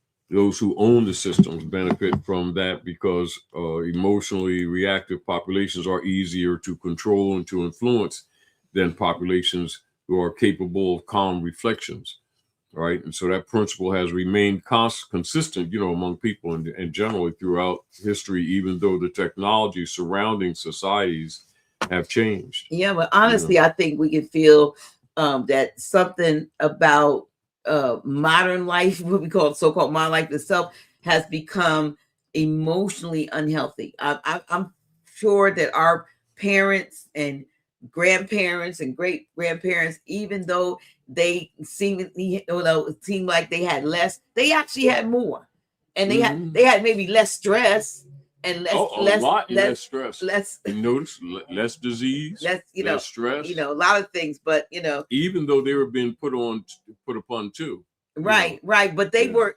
resilient. They hadn't unleashed, as I'm not gonna say there was more harmony. I'm not gonna say they hadn't unleashed anything, because we talk about polio, TB, syphilis, and all them other things that that and now that we've found out that those were biological warfare activities. Absolutely. We were groomed to think that these were acts of nature, when actually back to what you just read here. Right. They've been doing it. They've been doing that. They've been doing. The difficulty with us is accepting it. Right. So everything though feels intensified. The pressure and the emotional atmosphere, it feels intensified. And this is back to even what you was just saying. Look, habit patterns, programming, and that's the programming. The systems that's the programming. So they probably have gotten themselves looked at this in everything, because you see strengths and weaknesses, activities. We're still reading from the book. Activities, sports, hobbies, etc. See legal, fear, anger, etc. Crime record, creating a record that of something you've done. Hospital records, drug sensitivities, reaction to pain, etc. Psychiatric records, they catalog and study your fears, angers, disgust, and adaptability, and reactions to stimuli, violence, suggestibility or hypnosis, pain, pleasure, love, and sex. I mean, even the porn industry, all of those things were created to create a reaction and to control the subjects of this ridiculous, horrifying experiment. It ain't ridiculous. Well, it's evil. How about diabolical? Yes. But then despicable. accepting the fact that they are. It's sort of like their corruption is so deep. It's like we talked about Dr. G before. It's hard for people to accept that they're just that evil. That is like part of their nature. Yeah. Because we by nature have a tendency to look at things morally and ethical because it's just part of our being. And when we clash, we looking at people with 2 arms, 2 legs, and we just think, you know, that they have this human capacity that they keep showing over and over again does not reside with them. Right. And the difficulty is of us accepting that. Mm. And so what they were doing, 50 years ago, more to us. More than 50 years ago. Yeah, I'm just saying, we're looking at those things now and acting like they're just beginning and like they've just begun. Right. But then this 72 years ago, this was just that's updating. Why, look, that's why I came. What they were updating, what they were doing, in the 20s. But look, updating what they were doing in the 1800s. Right. And I mean, they were resetting and doing all that stuff. You can see all of this stuff about ancient Tartaria and the same thing. They got rid of the big people. And they reduced, don't they repeat it and repeat it and repeat it? Right, rinse and repeat. And we keep acting like this stuff just arriving. Yeah. Well, you know, the last 7 years have been like, to me, I was looking at it, so it's like an out of control amusement park ride where the attendant is off duty and it's just going out of crazy. That's why I think so many people feel disconnected again from peace lately, because it's like everything's out of control and it like, I don't, you know. No, it's not out of control. Well, it's out of their control. Right. Now, and this is back to what we said. We need to understand this stuff is well controlled. It's almost like when we see their corruption, we keep saying the system's broke. The system's not broke. It's working. It's working exactly like it's designed to work. What's broken is our delusions about the assumed integrity because they claim to be government. That's what we're broken. And we need to recognize the system's not broken. Systems are working perfectly correct. We're broken, and we need to look at that. Wow, we do. And lacking discernment, because peace requires grounding. You know, and grounded people tend to observe things differently than people who are emotionally charged and reactive to the stimuli that's put out there, and they move and they think differently, right? So they don't surrender themselves, or they don't give up their divine sovereignty. They don't give up their emotions to the system, to every narrative moving through society, because they've developed enough within themselves to be internally aware and to cognitively maintain an awareness to recognize when confusion is affecting perception, and particularly when it's directed at them. And that's why self-governance matters so much. And people often focus entirely on controlling external conditions while neglecting their own internal conditions completely. Right. But that's by design too. But societies ultimately reflect collective consciousness over time. And when enough people lose emotional grounding simultaneously, broader instability tends to increase as well. Yeah, well, maybe that's what being a glitch, you know, really means at the core, at the deepest level. Now, if y'all know, I have a glitch philosophy: grow, learn, inspire, teach, create, heal. You know, and somebody's, and that's IES, not personal possessive, but we've got to be doing that in spite of, you know, in spite of everything that's coming at us. We've got to get to a place where we are continually growing, learning, inspiring, teaching, creating, and healing in order to counteract the attacks that have, you see, the problem or the nature of their success has been our inactivity, our failure to first recognize what was being done for such a long time until it got to the place where it is now. Yeah. And so they were, you know, they could just throw anything out at us and we laugh at it. We slap our legs on and laugh at, we were laughing and laughing at our own demise, at our own. Like the brother said here, right? The system was designed to break us. Yeah. Right. And its designers have been successful. Yeah. But, you know, but really admit it. In other words, like you can't, if we don't look at, if we're not, how you say, be true to yourself, be true to yourself. We've been had. So now let's work to be unhad. Right. But, you know, when I say about discernment, that's where your discernment comes in. When I talk about being a glitch again, it's really not, that's not disconnecting. Yeah, that's not disconnecting from reality. But it's refusing to unconsciously merge with destructive patterns just because they become socially acceptable. Everybody's doing it, everybody else is doing it, but you know it's wrong. It don't feel good for you. It doesn't feel right for you. Then don't do go it. with your divine mind. Isn't that silent voice?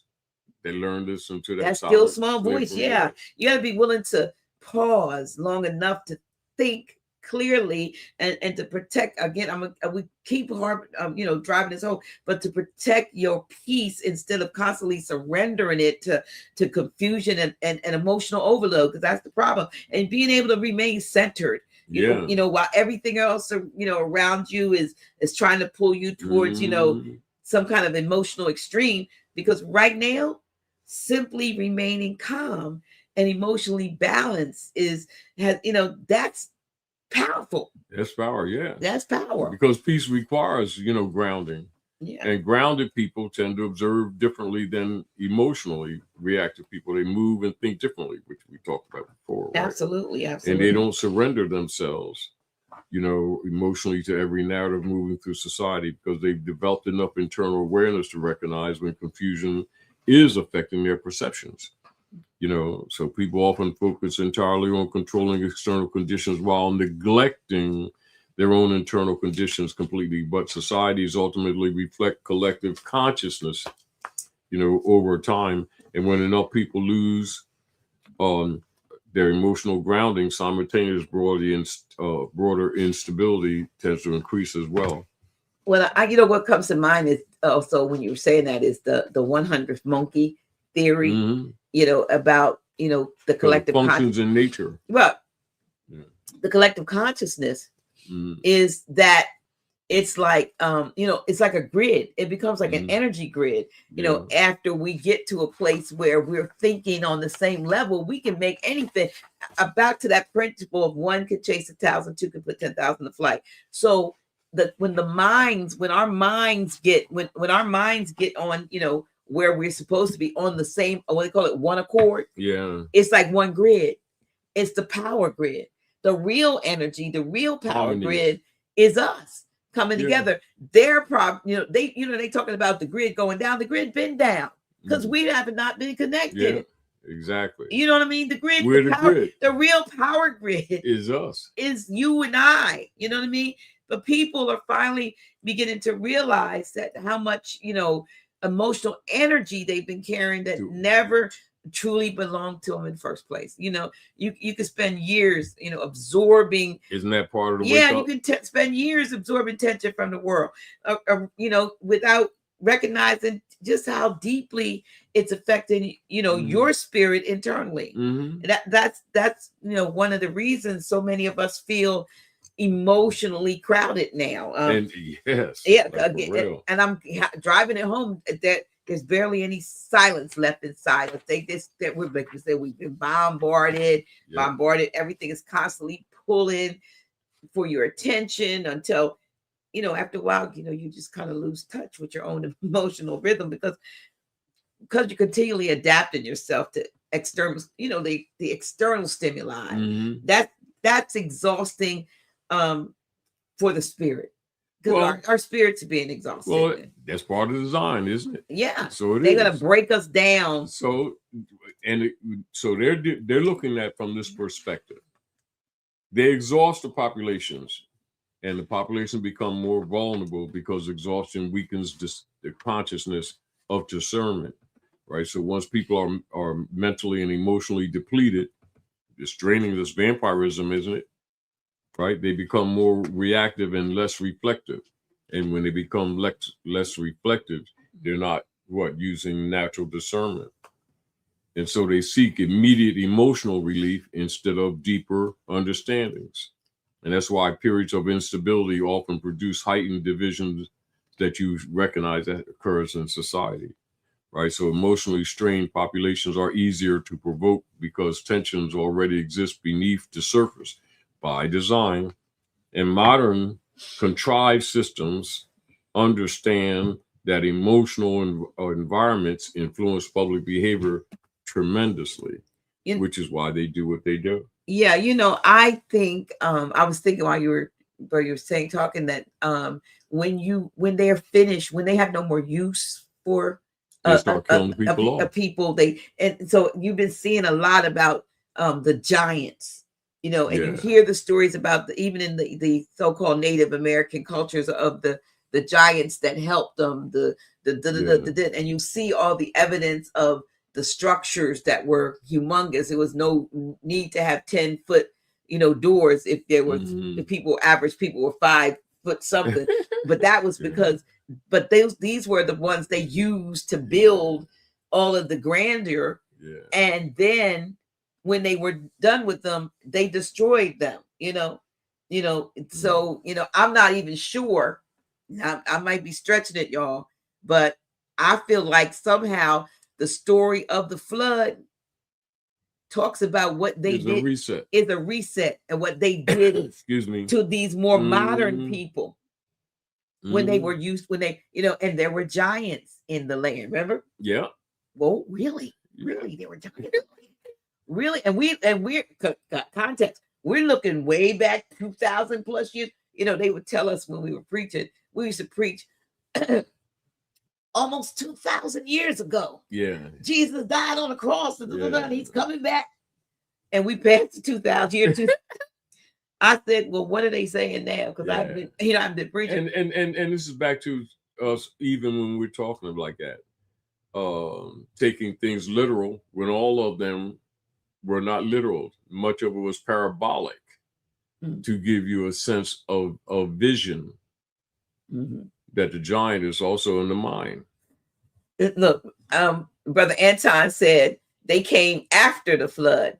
I beg to differ. I'm trying to take what I'm trying to say to you, since they have manipulated the timelines, even though it was wrapped up in the biblical narrative, it could have been the same story about what happened to those people, that they had to flood them out to get rid of them.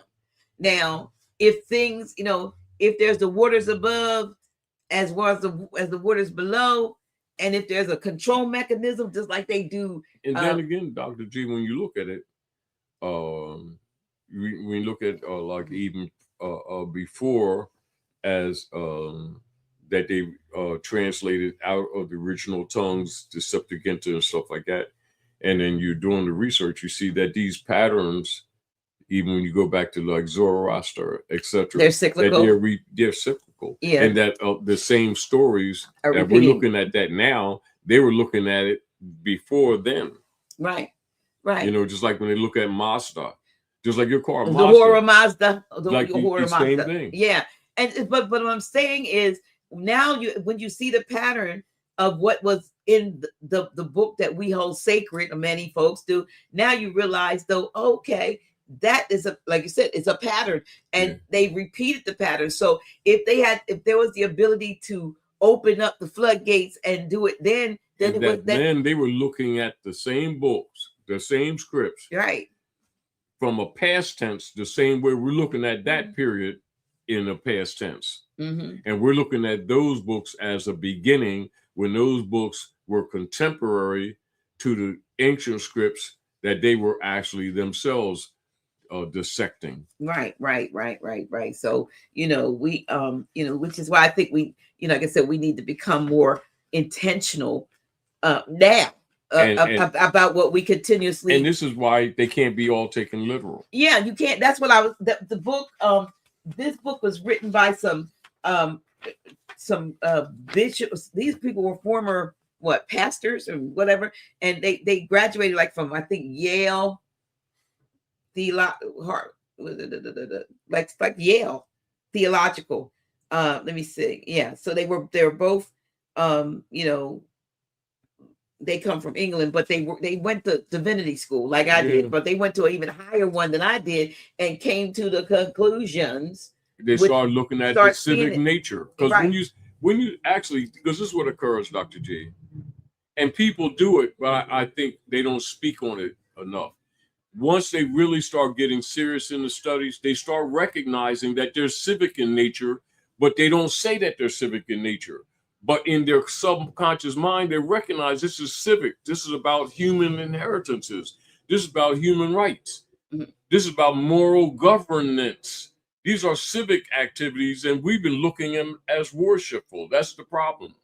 You know, it says you can tell when a spiritual, I don't even know why we've got there, but you could tell, I keep opening this up, when a spiritual tradition has succumbed to literalism. There's such a thing as literalism because it stops changing. People repeat the same old creeds, perform the same old rituals, wear the same old costumes, although they no longer have any idea why. You know, when why the woman was cutting the end off the ham. Yes. And she was cutting the end off the ham because her mother always did it. Yeah, always did. And her mother did it because her mother always did it. And the grandma was still alive. And she's like, well, grandma, why do you cut the end off the ham? She said, honey, you see this pot? It ain't never been big enough to fit. We got a pot big enough to fit more truth, more capacity now. We still cutting off the truth.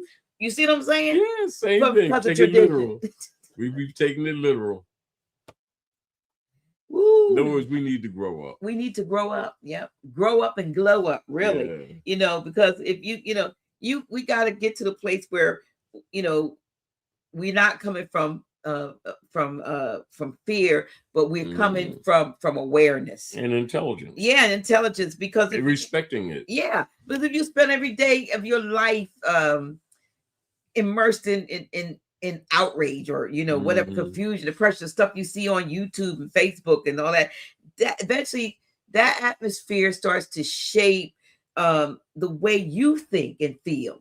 And when you don't consciously notice it happening, you won't know. You think these aren't your thoughts. These are not, there was a song that says, how is your thought life? Yeah. It was also, have you been dating the devil?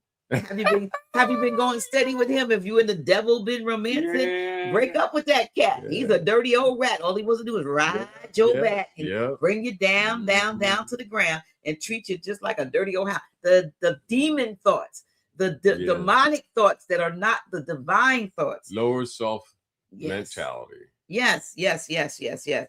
But I mean, because more you look at this stuff has been presented to us over and over again. The problem with us is that we've been taking certain philosophies that are maxims of law in the civic realm, taking them as something to worship, and therefore not seeing them that they're civic. Right. That's one of the hardest lessons that I think a lot of people have to come to realize, is that they've been looking at the books wrong. It's not the books they're not lying. Yeah, we've been looking at them if your context is wrong, then your conclusion is wrong. Exactly. And there's a thing in the when I was studying the Bible, which talked about what are they called? It's actually they weren't necessarily maxims, but parables. No, they weren't even parables. What it would it would be meanings of, and I knew this because I had to test on it. But what it would be is like say the phrase, like in church, a lot of women would say, you better find your Boaz, right? You better, they wanted to find their Boaz, and they said that Ruth he went and uncovered Boaz's feet at Naomi said, uncover his feet. And she laid down, it said, uncovered his feet. And in the morning, she was getting more stuff. He was leaving stuff for her.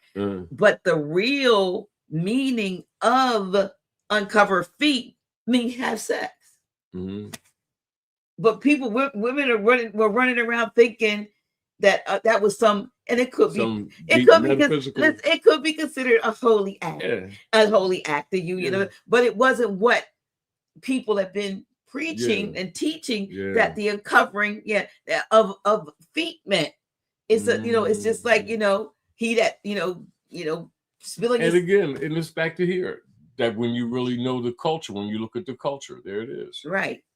You're right. So it's just knowing how to interpret life, even in context, interpret what's happening to us from the context that it's being planned. It's been planned. It's being carried. Like I say in my book, did I mention? I say regardless of your 1,000-year plan, soon you will not have a leg on which to stand. They have thousands-year plans. Yeah. This ain't nothing new. Because they're looking at it, those are maxim principles. And like Omar was saying, like it says, Right. religion is 1,000% astrology. The astrological, cosmological. Yeah. Yeah. You know, because when you go into the culture, it tells you that it's there. It's not something that you need to figure out. It's accepting it in the state of the culture that's there in the society. We just separate that and allow the priesthood to actually, you know, take it into some kind of spooky venue. Yeah, absolutely. This is exactly right. Yeah. Because once, you know, emotional residue, which is what we keep getting, accumulates long enough, the society becomes psychologically unstable, which it is. Right now. And yeah, because large numbers of people are operating from unresolved internal tensions simultaneously. You know, in other words, it's like a crescendo. And that's why reflection matters so much. That's why we need to learn to reflect, you know, and it creates space for discernment. And people who are capable of stepping outside of the emotional momentum, you know, that's surrounding society often recognize patterns that emotionally overwhelmed populations have missed entirely. Well, those would be, would you say the so-called the gurus, the ones that people follow as the, you know, they have this divine wisdom, the you know, the Jesus, the Buddhas, the Simeon Tokos. And what are they doing? They're trying to bring people back down to earth. And we got to be careful even with that, because what we saw recently in the EP, what is the Epstein files? We saw some folks that we thought were followable, but they were following Epstein. You know what I mean? So they was, you know. So historically, calm observations have always revealed things that panic concealed. Right. And I think many people, you know, are beginning to understand now that, like, again, that protecting their peace and their mind is weakness. No, it's not weakness. It's wisdom. Yeah, because if you never unplug from emotional chaos long enough to reconnect with yourself internally, like I said earlier, eventually you lose the ability to distinguish between, you know, between your authenticity and that's reality. Your inner condition. You don't know what it is when it is influenced by external influences, because it's not necessarily you. You know, exactly. So that's what I think. You know, I think so many people are struggling with that right now. You know, they don't know what feelings are truly theirs. They just don't know. They're distracted, because, like you say. They spent all these years absorbing the collective thought. So yeah. So collective tension affects societies profoundly, but that's, you know, that doesn't go without notice from those who are governing. And this, you know, goes over time, because societies are not merely political structures or economic systems just by themselves. You know, they're emotional environments too. And a lot of times that's not taken into consideration. Right. You know, so we continuously influence one another, you know, psychologically, right? And we build on those, you know, anomalies. And that's why emotional climates matter historically. When fear, confusion, and instability dominate environments long enough, which they often do, people begin normalizing conditions that would have once, at one time or once deeply disturbed them. And so they sometimes accept things that they would not have accepted if they were being more discerning. And once instability becomes normalized psychologically, broader destabilization, which we referred to before, becomes easier socially. Well, that brings us right back to the title of tonight's conversation, the 3 Ds: deceit, denial, and destabilization, because all three feed one another. We're exposed to deception constantly, then encouraged to deny what we feel. They don't want us to, talk about. And it's ourselves too. Yeah. Sometimes because of ego, like people wanting to be right, and then recognizing the contradictions, and rather than accept or change their position, they maintain, the status quo to get along. and then they become normalized while it's not normal. Yeah. So after a while, though, people, the emotional pressure begins to like you said, to destabilize people, and that's what I believe we're experiencing right now. Oh, It's on a large scale, on a psychologically massive and spiritually, and like I said, they don't even fully recognize. They think something's wrong with them. Something's wrong with the system. But nature, it's clear that nature is no longer accepting the BS. That's really where the discomfort. And no matter how people are trying to hold this stuff together, nature's tearing it apart. And it's the difficulty is people accepting that that's where the discomfort is. Right. But that's why awareness matters so much right now. Not fear, but awareness, y'all. Yes. The ability to step back and consciously observe what's happening, both like around you and inside of you at the same time. We got to do that. We got to be there. And that's hard. Like I said, this distraction is designed for you not to be aware. Mm-hmm. Yeah.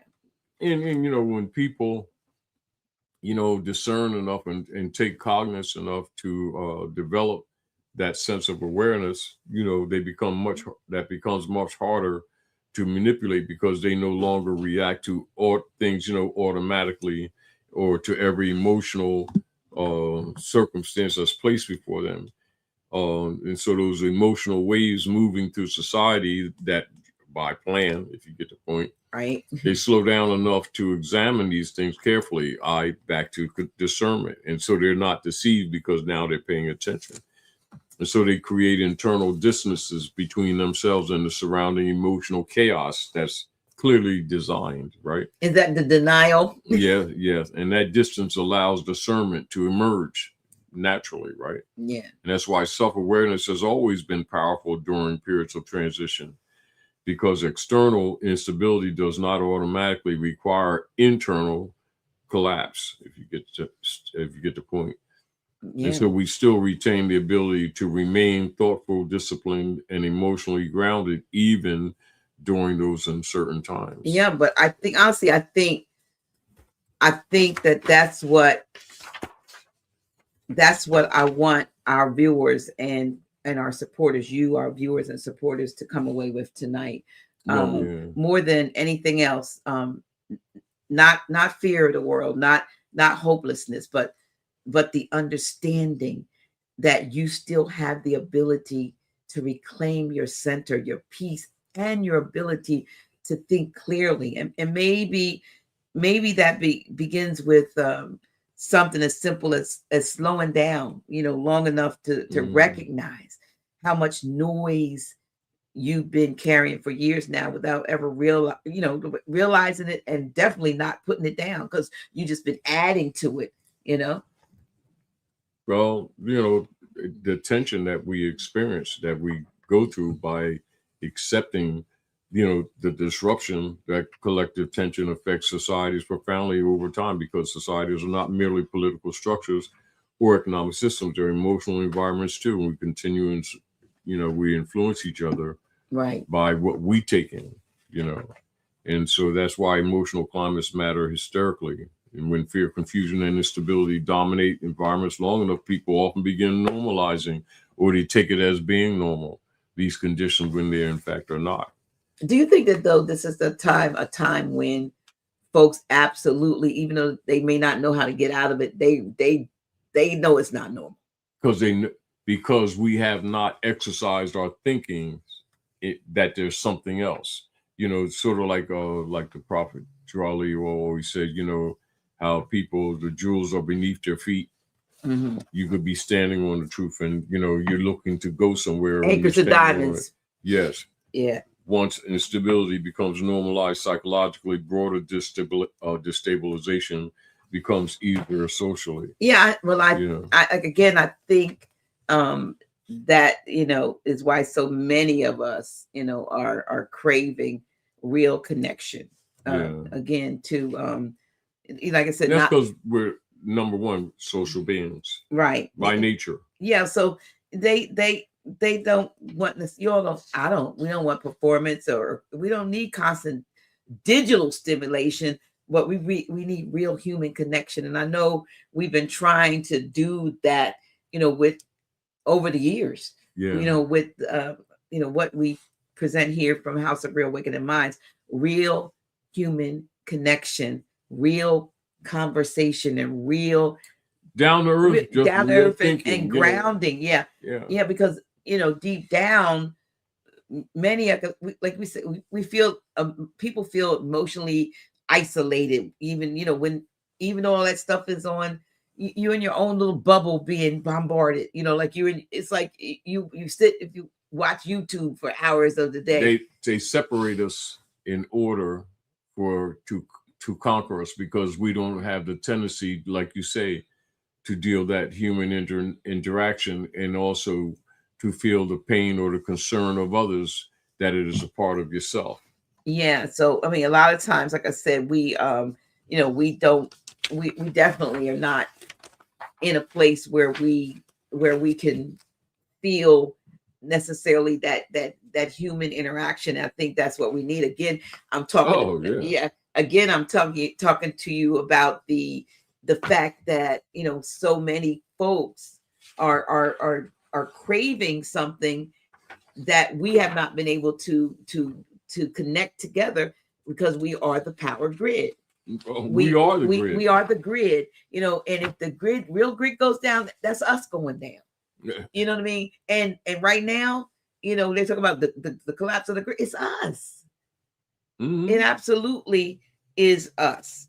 So we've got to get back to some human interaction, and that'll help us to restore perspective, and it'll remind us that we're not alone with everything that's inside of us that we've been carrying emotionally, but we all bear this. It's back to recognizing that we're connected. It does. Yeah. And because emotionally isolated populations, often become more psychologically vulnerable over time, which is, part of what they do with their engineering to create this situation.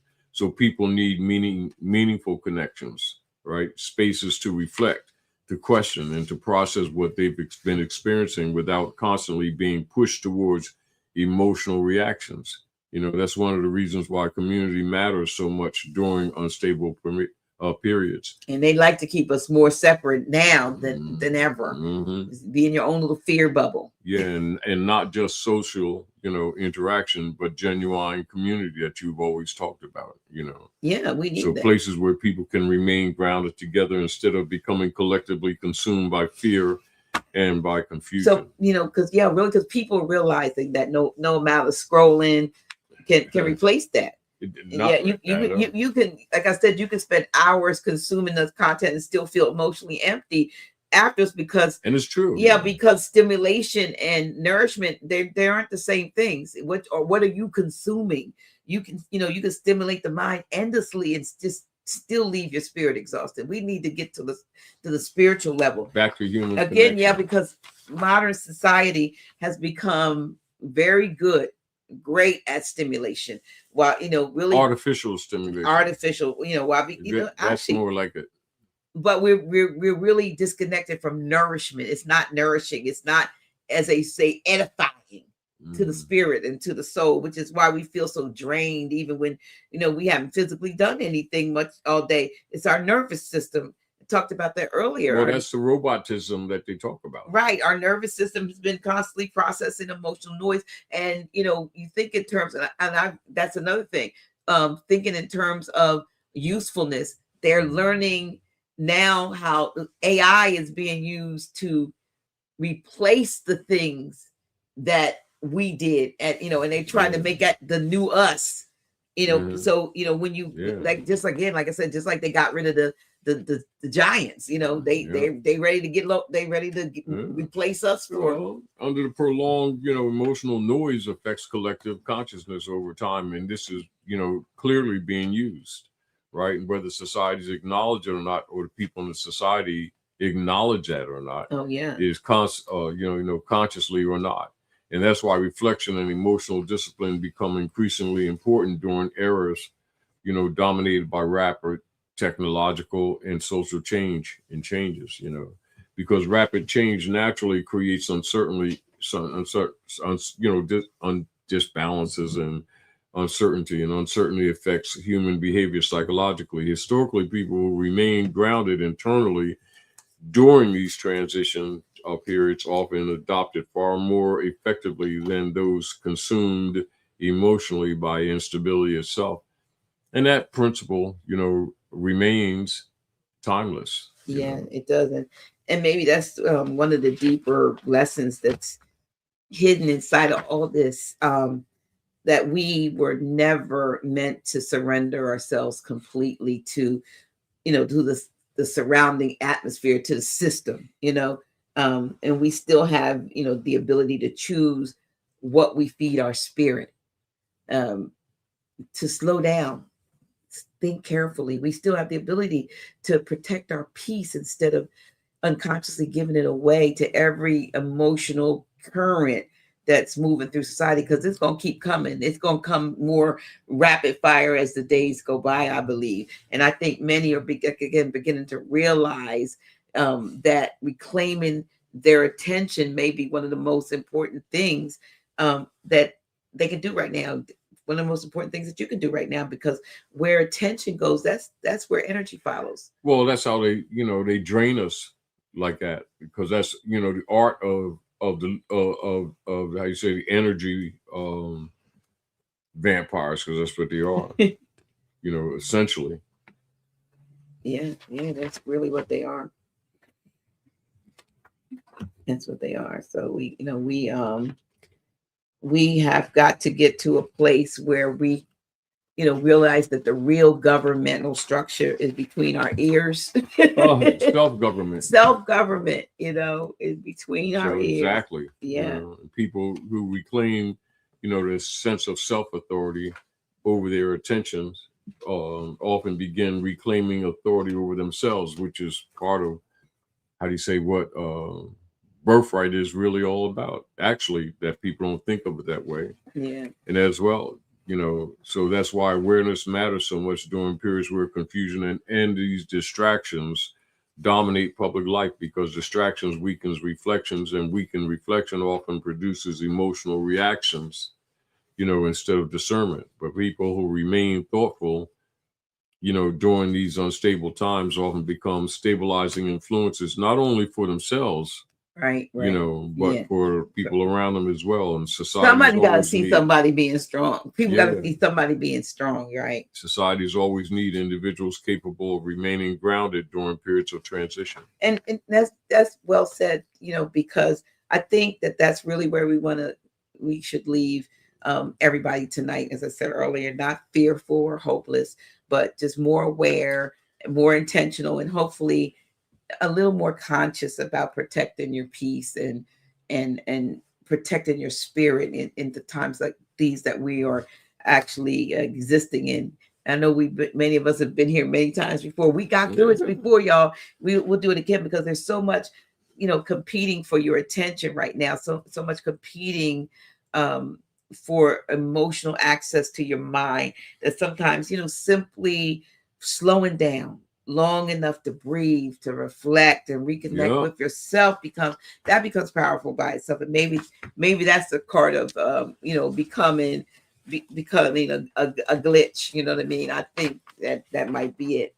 Well, yeah, part of it. Yeah, maybe that's ultimately what periods. No.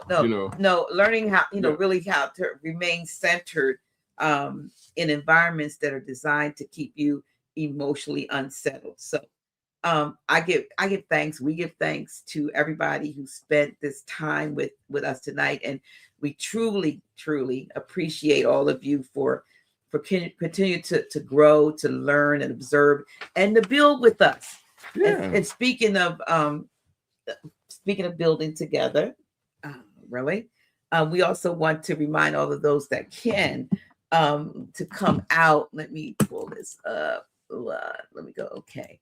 Right. So we wanted to come out and join us in person for our 4th Friday civics class. Yeah, we can talk more details. Right. At House of Reawakening Minds. That's going to be Friday, May 22nd at 7 p.m. And the doors are open at 6:30, and that's at 602 Vanderbilt Avenue here in Wilmington, Delaware. And you can join Grand Sheik and yours truly, along with Teach and Lady J, who are teaching us how to live in private. Yes. And honestly, if there's really ever been a time for people to gather physically and build community and share knowledge and ground ourselves in real conversation and real connection, is now. So the donation, the elementary return is 20 notes for those who are 18 and over. And we truly hope to see you there on May 22nd. And also make plans now for our June 26th 4th Friday civics class, which I don't have that up yet, and make it a weekend getaway by staying over for our all white y'all brunch and day party fundraiser, which is happening on the next day. So that's Saturday, June 27th. And that day party is 11 a.m. until 6 p.m. Yeah, it's going to be indoor, outdoor. It's going to be a beautiful 30 and over grown folk gathering vibe with music, food, conversation, laughter, and most of all, good energy. Tickets are 40 notes, and the seating is limited. So we'd love to see as many of you who can come out and continue to build real community together during these times when, like I said, genuine connection matter. When it means it matters more than ever. And we would love to see your face in the place for those two events. We thank you. And we thank you for your comments. We thank you for your time. We thank you for your attention. And we thank you for, working on you. You got to work on you. Nobody can do it for you. We can give some suggestions, and, we researching, and whatever spirit drops down to me, Grand Sheik graciously allows me to do the research and so forth. So we appreciate your attention. Please make sure that you like and share this video. And if you have not already done so, please subscribe to not only this channel, but please subscribe to my new channel, which is Dr. G, Always Glitching. So yeah. So we'll have some more things coming up from that side too. But we appreciate. Oh, one other thing. For those of you who do come on a regular, well, not come, listen to us on a regular. We weren't on last week, which was the first, which was the first Friday, but we are going to be changing, and we have to do it get it fixed on the website. Yeah, but we're going to change it from the first Friday to second Friday, and then the fourth Friday. So we'll have like a Friday off. The second Friday we'll come and do a live presentation, a live stream presentation. The third Friday, we're not doing nothing with y'all. But on the fourth Friday, we'll do our live civics class here in Wilmington at our headquarters on Vanderbilt Avenue. So make a note of that. Don't look for us on the first Friday anymore. Yeah, look for us on the second on the second and the fourth. Not if it's 5 Fridays. We'll have 2 weeks off. Yeah, we'll have 2 weeks off, y'all. Listen, we appreciate y'all for being here with us, and we gonna I guess we're gonna leave on that, right? Anything else you want to say to them? Any parting cup? I was thinking about going through Sister Cynthia's books on the herbs and the plants and stuff. And bringing some of those things up so that people can start getting back to some of those basics, because of the fact that they're, because the corporate system is collapsing, they're going to be doing, which they said they were going to do, a lot of things to injure the families and the people that you'll actually be able to function with some knowledge on things to feed your families, how to, use your food as medicine, things along that line, things that we forget and take for granted. Okay. Yeah. Well, we have that book that we did together on Mama's Kitchen. So we'll get that stuff out and grab that again, that T-shirt. Oh yeah. So I found another one. So I'm going to figure out how to do it, y'all. But We're gonna have one is a this one is a 2XL, and I think the other one is like a large or extra large. But we are gonna do like a drawing. Let me see, for the t-shirt I did. The blood don't lie. People do know your blood lie. So that's when I figure out Sheik how to do it. Do the drawing online here. Yes. We'll have 2 t-shirts that we're going to give away because the last time I was on, you all seemed to like that t-shirt, and so we'll make an opportunity for you to get that. All right. So with that, we're gonna go. And again, we appreciate each and every one of you. Let me see if I got an outro. Oops. She's walking around bumping into stuff. Putting books back. Okay, books back. All right. So we're gonna leave with that's so you don't lose track of them. Yeah, books everywhere. Yeah. But we're going to leave with I don't know whether I have an outro on here. So I'm trying to figure this out. Okay. Y'all just give me a second. I think I'm gonna leave with what event am I gonna put up? I'm gonna put up White Party up. And let me see if the outro will come out. The outro video. Here we go.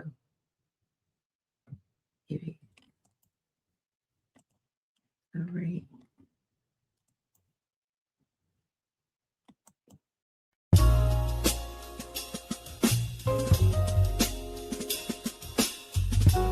This is not merely a building.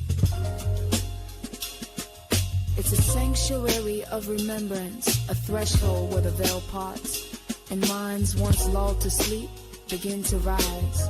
This is the house of reawakening minds. I entered in silence, intellect and despair, seeking refuge from illusions thick in the air. Walls lined with scrolls, lectures dense with light, where knowledge resurrects what was hidden from sight. No pulpit performance, no charismatic show, just a word in its purity, allowing the soul to grow. History unpacked with surgical precision, exposing falsehood, restoring vision. They taught me jurisdiction, the power of a name, how to stand in one's truth, free from legal games, from colonial codes to Moorish descent. I learned that ignorance is the true imprisonment. Not just a church, this is consciousness refined. I found myself inside the house of. This is sacred ground, not just wood and stone. A haven for the seekers who once felt alone. Here the veil is lifted, the contract unwinds. In the house of reawakening minds. Truth is the altar, wisdom is the flame. Every soul remembered, every bloodline reclaimed. Time collapses and the spirit aligns. Inside the house of reawakening We minds. speak of capitives, diminution, and trust law with grace.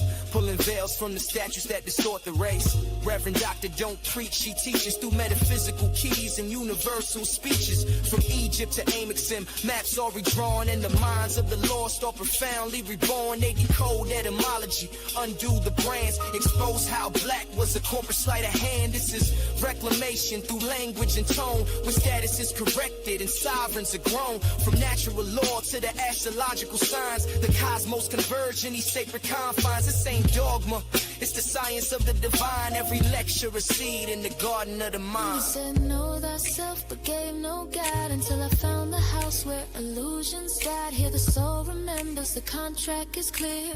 We are the heirs and the ancestors cheer. This is sacred ground, not just wood and stone. A haven for the seekers who once felt alone. Here the veil is lifted, the contract unwinds. In the house of reawakening minds.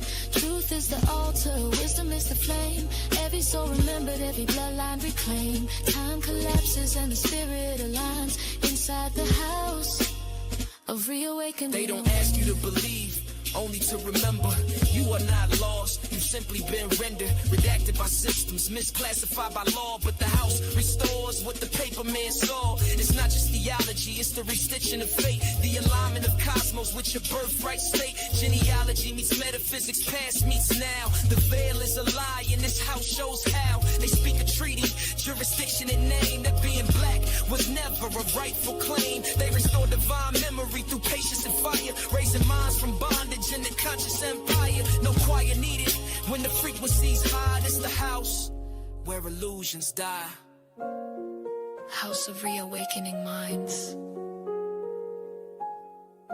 where scholars become sages and the forgotten reclaim the eternal.